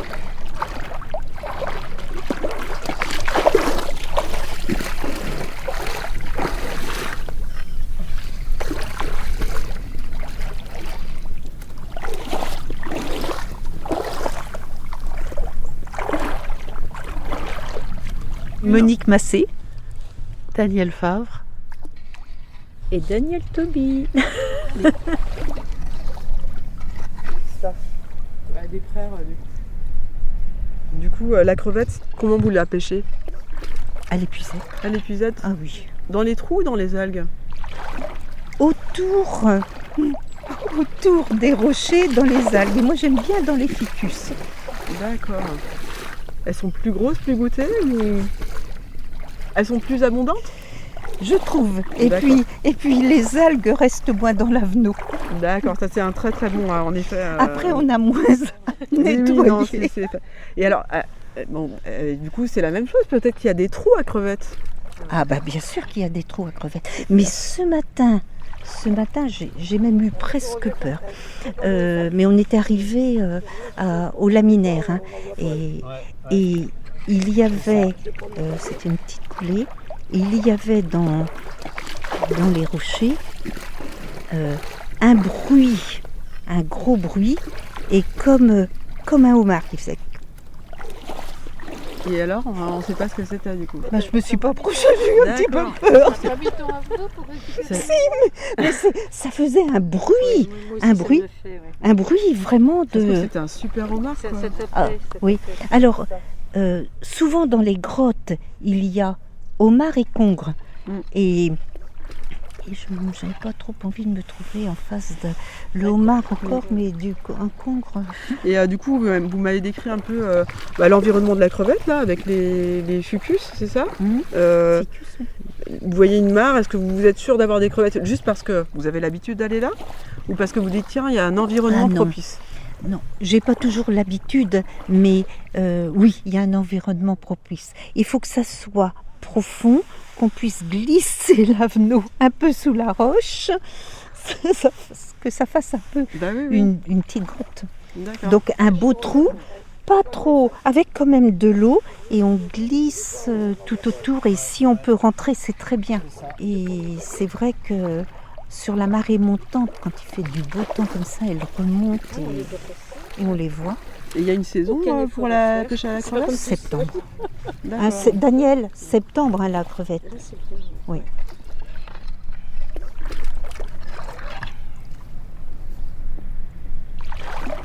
J'en ai appris un peu plus grâce du coup à la science participative sur la diversité des ressources aussi qui sont accessibles.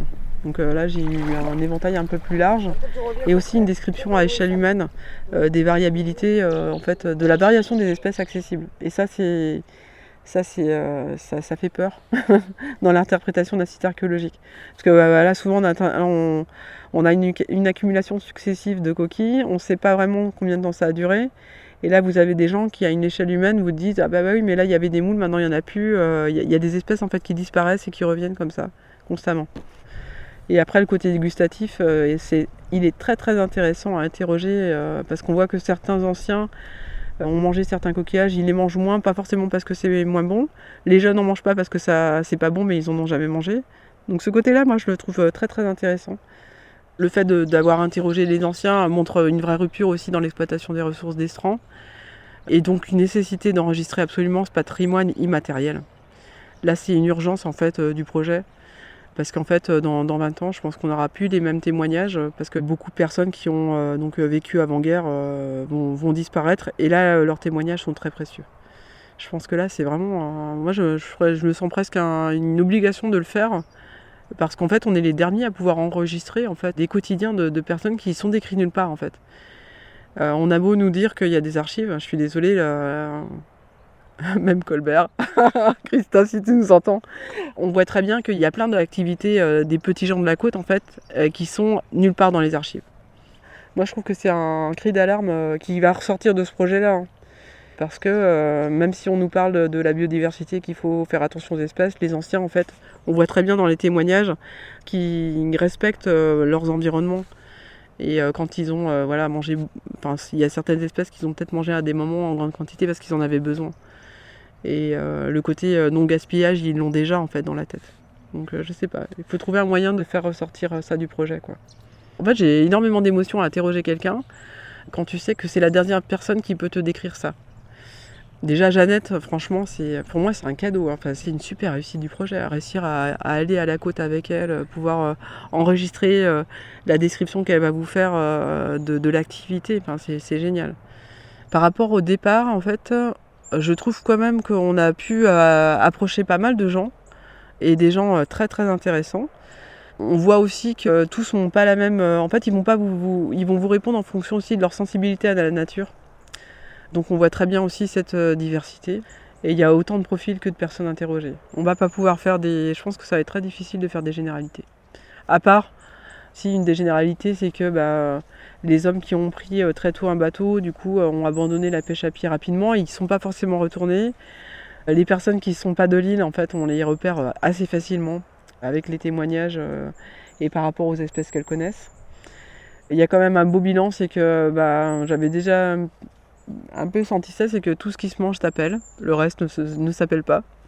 Après, la difficulté, ça va être de croiser les gens au bon endroit. Donc en fait, pour les hommes, beaucoup en fait ont le rituel de se regrouper autour d'un verre. Donc là, j'ai pu en fait en rencontrer plus facilement. Pour les femmes, en fait, elles sont plus d'activités en fait, qui leur permettent de se regrouper. Si j'avais la possibilité de revenir plus régulièrement, je ferais bien le mois Cosette des femmes du village. Voilà, c'est des idées. Là, je viens de vous donner l'idée qui vient de me venir là, juste à l'instant. Parce que je pense que voilà, c'est un groupe que vous pouvez amener des vieilles photos, on discute. Il y a sans doute, voilà, sur un interview, vous pouvez avoir même 90% de déchets, mais alors les 10% sont très précieux.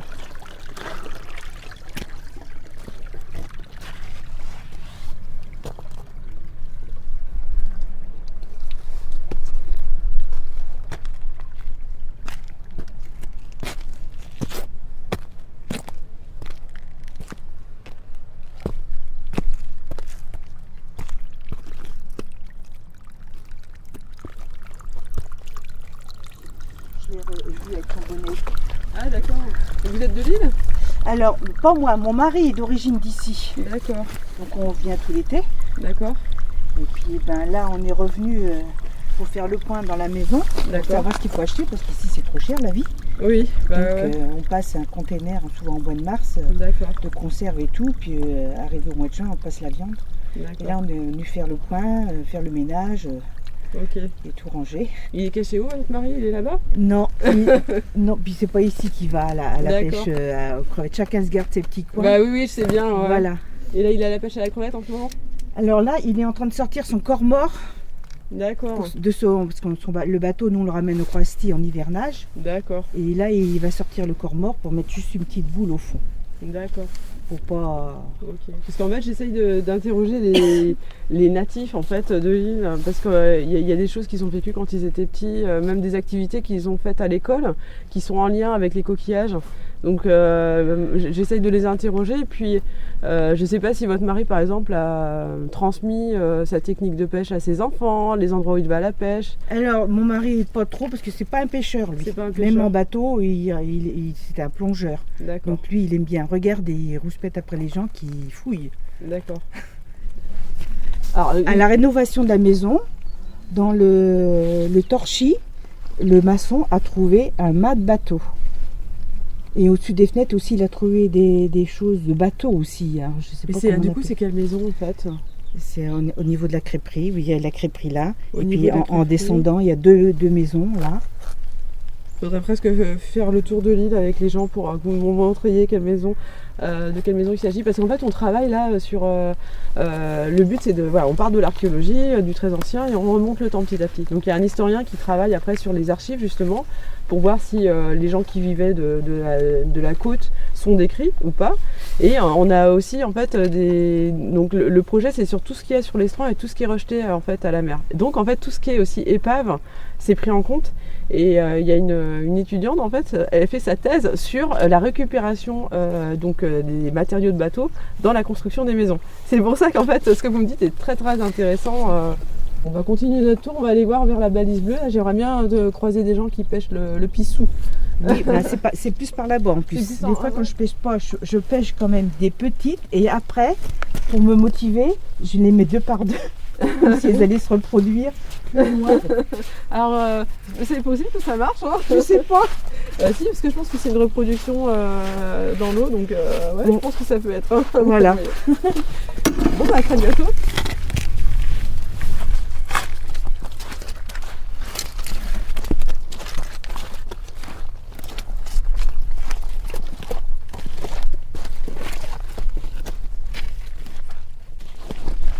Il faut voir la laisse de mer comme finalement une partie du frigo qui va s'ouvrir tous les jours. La laisse de mer, ça va être tout ce qui est rejeté quotidiennement par les marées.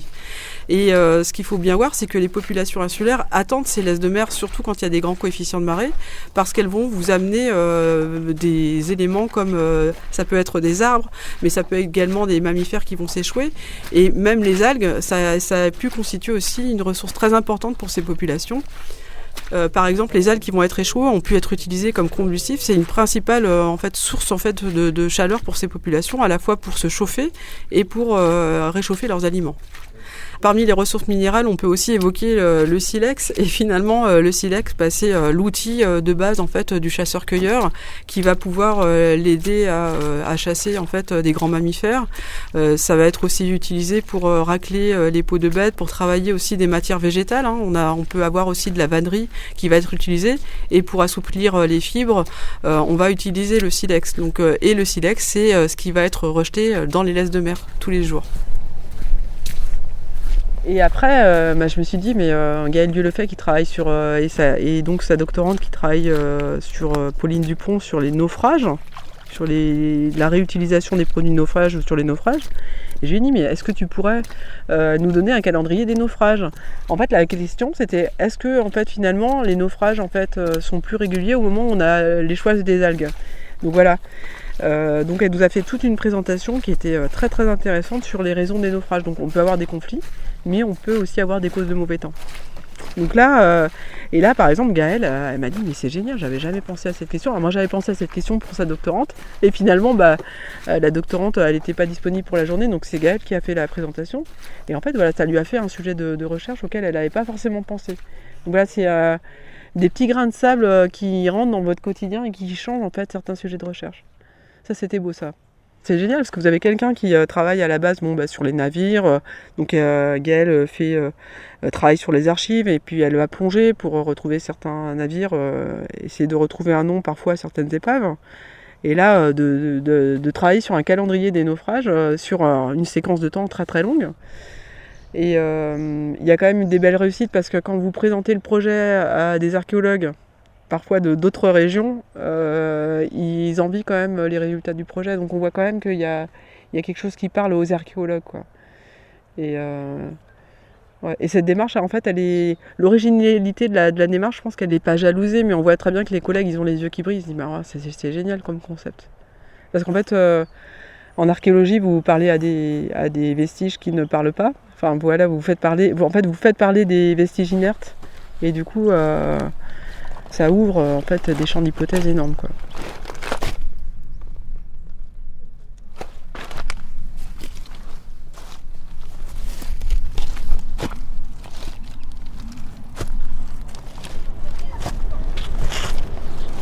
Donc là, ils vont à la supérette, ils vont faire les courses.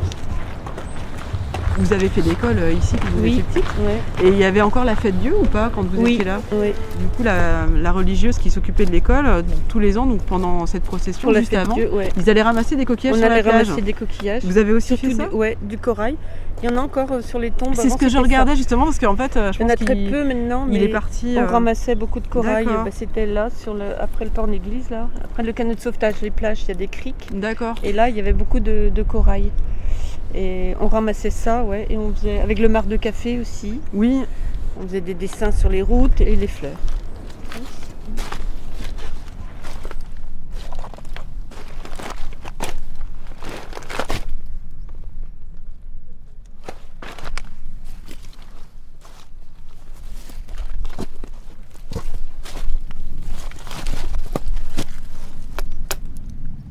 Donc là, voilà, ça marche plutôt bien. Là, par exemple, j'ai raté.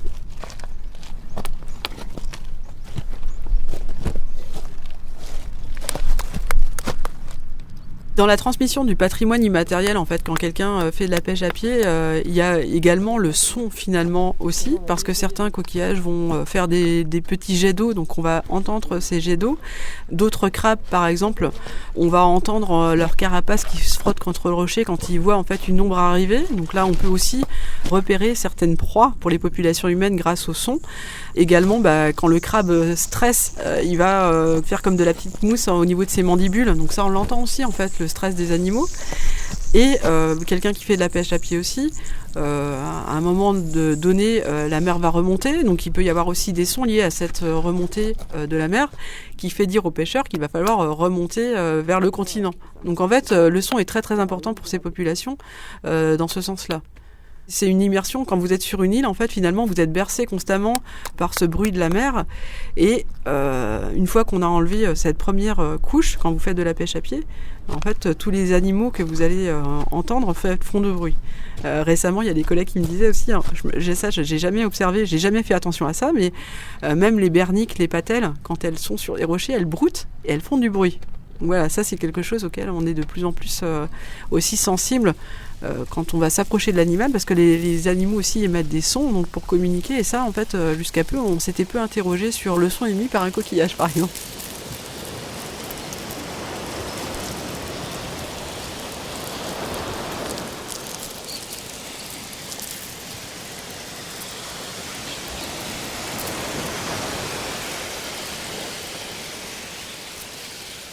Ce qu'aborde le projet, c'est aussi la relation des populations humaines à la nature et la relation des populations humaines à l'animal finalement. Ramasser des coquillages, c'est pas anodin. On a une gestion d'un stock. On voit que des populations ont différentes façons d'exploiter la ressource. On voit que les populations insulaires ont tendance à ramasser ce qu'ils vont pouvoir manger, donc il y a quand même un respect de l'animal. De plus en plus, on va s'interroger sur les ressentis de ces animaux qui peuvent être des êtres vivants, qui sont des êtres vivants à part entière en fait. Et ça permet aussi d'interroger sur la sensibilité de ces animaux.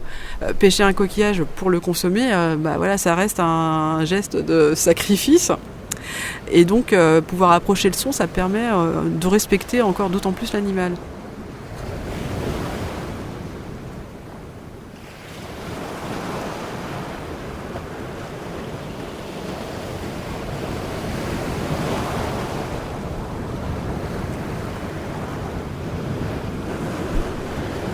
Le monde actuel, l'arrivée des nouvelles technologies, en fait, ça a un impact énorme sur notre sujet de recherche. Il y a plusieurs anciens qui m'ont dit mon petit-fils ou ma petite-fille elle préfère aller sur les écrans que d'aller à la pêche à pied. Et je trouve ça totalement désastreux. C'est des enfants qui n'ont plus du tout de contact avec l'environnement. Et là tu te dis mais plus tard qu'est-ce que ça va donner quoi. Je reste très sceptique sur le monde du futur. Tu te dis non mais cette rupture en fait avec la nature elle est énorme parce que du coup cette notion de transmission elle est intéressante parce que si vous êtes sur un site archéologique avec une diversité d'espèces, donc là il y a eu de la transmission. Et là, on voit qu'une génération peut suffire à briser cette transmission. Donc ça veut dire que même sur un site archéologique, on observe peut-être la transmission sur plusieurs générations. Enfin, moi, je trouve que c'est alertant de rompre des chaînes de savoir comme ça. Et c'est sur toutes les disciplines, toutes les exploitations de ressources naturelles.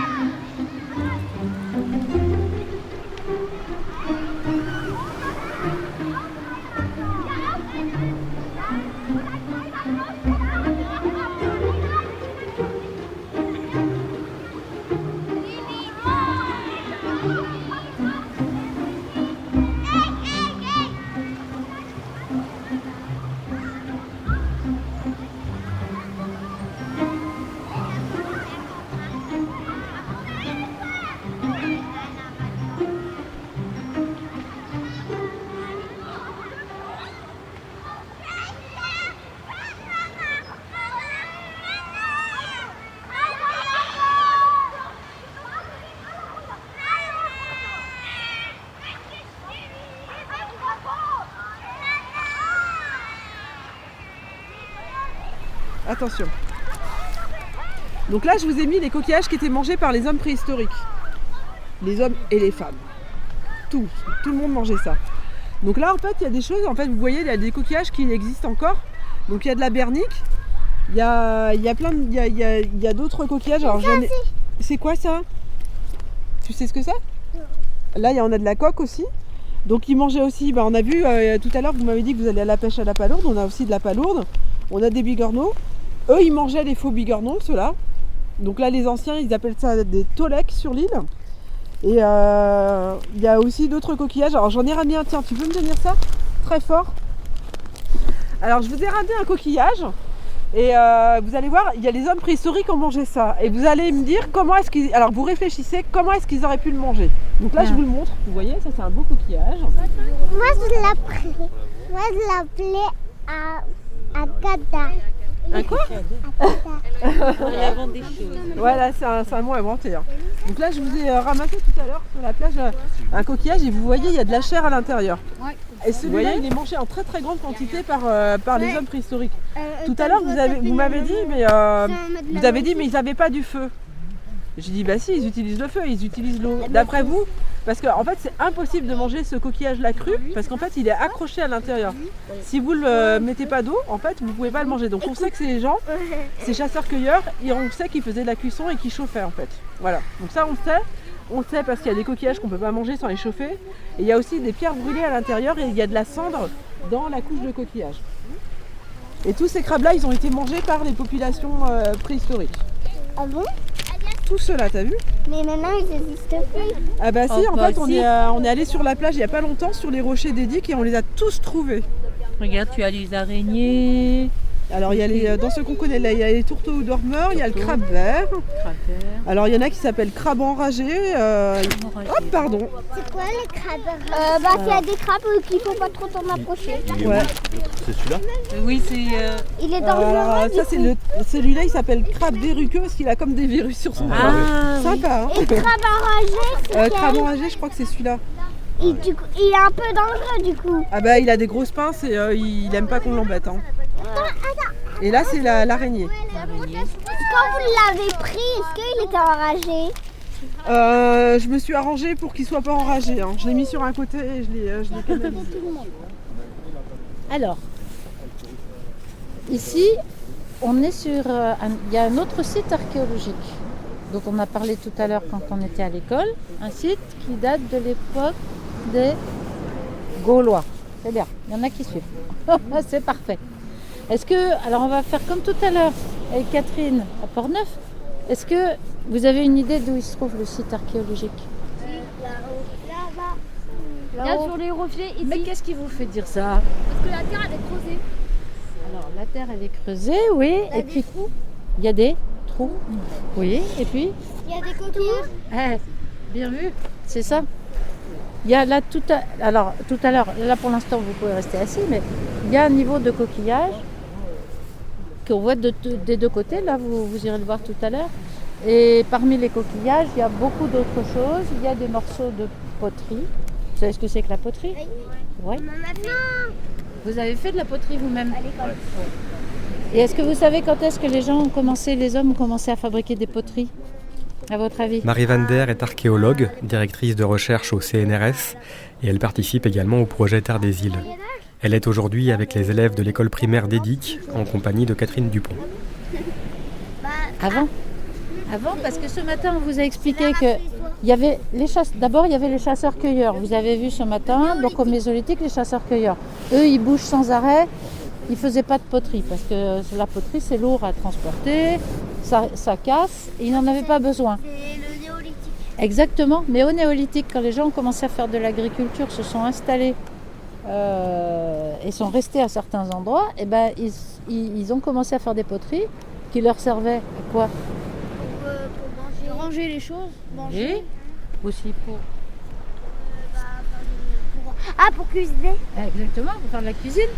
Pour aussi stocker de la nourriture. Regardez, il y avait des pots pour mettre le miel, pour mettre la viande, etc. Du sel. Et du sel, bien sûr. Très bien.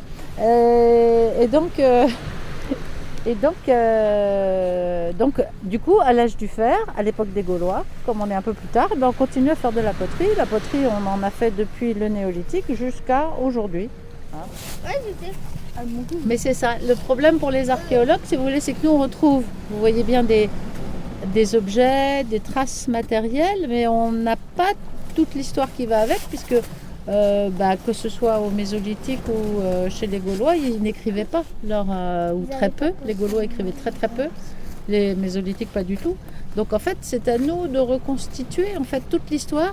C'est un peu comme une enquête, je vous dirais, c'est un peu comme une enquête de police. Moi, j'ai toujours considéré que si j'avais pas trouvé ma voie en archéologie, je serais allée dans la police scientifique, parce que vous voyez des séries télé, peut-être voilà, des séries policières.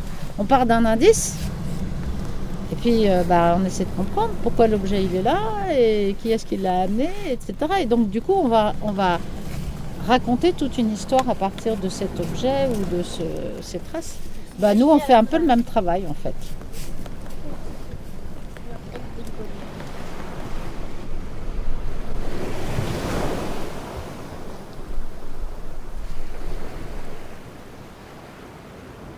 Au cours de ces presque 2 ans, on a accumulé en fait à la fois des témoignages, donc audio, des éléments retranscrits aussi donc par le biais de textes. On a accumulé aussi énormément de photos, on a pu rechercher les archives. Donc là, en fait, finalement, on se retrouve avec une documentation importante qui pourrait être valorisée par le biais d'une très belle exposition en mettant en valeur chacune des disciplines. La MSHB aussi, elle nous a énormément suivis au niveau communication.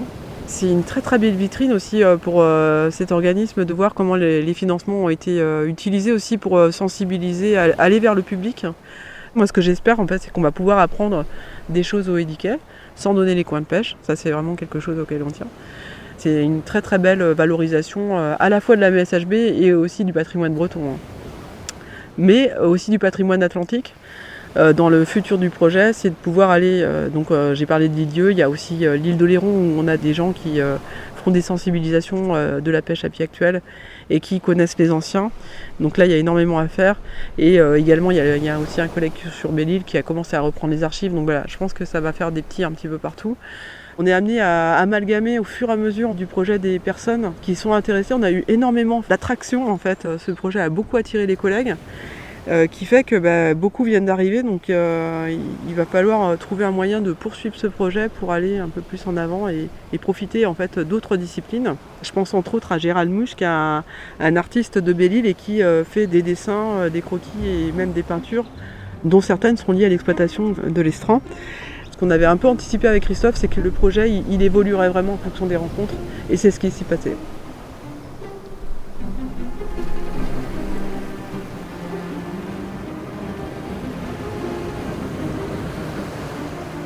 C'était les ressources de l'Estran en Bretagne Sud avec Catherine Dupont, archéologue, directrice de recherche au CNRS et co-responsable du projet Terre des Îles.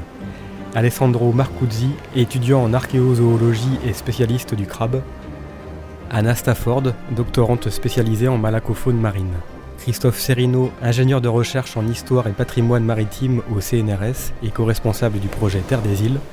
Anne-Sophie Burlot, enseignante-chercheuse en biologie marine. Nathalie Bourgougnon, enseignante-chercheuse en biotechnologie et biochimie marine. Philippe Masse, maître de conférence en biologie marine. Marie Van Der, archéologue, directrice de recherche au CNRS. Les enfants de l'école primaire d'Édic. Les pêcheuses de crevettes Monique et les 2 Daniel. Sylvie, une habitante saisonnière d'Édic. Renée, la pêcheuse à pied. Et Jeannette Blanchet, la doyenne de l'île d'Édic. Réalisation Aurélien Frances. Une production de Silence Podcast avec le soutien de la Maison des Sciences de l'Homme en Bretagne.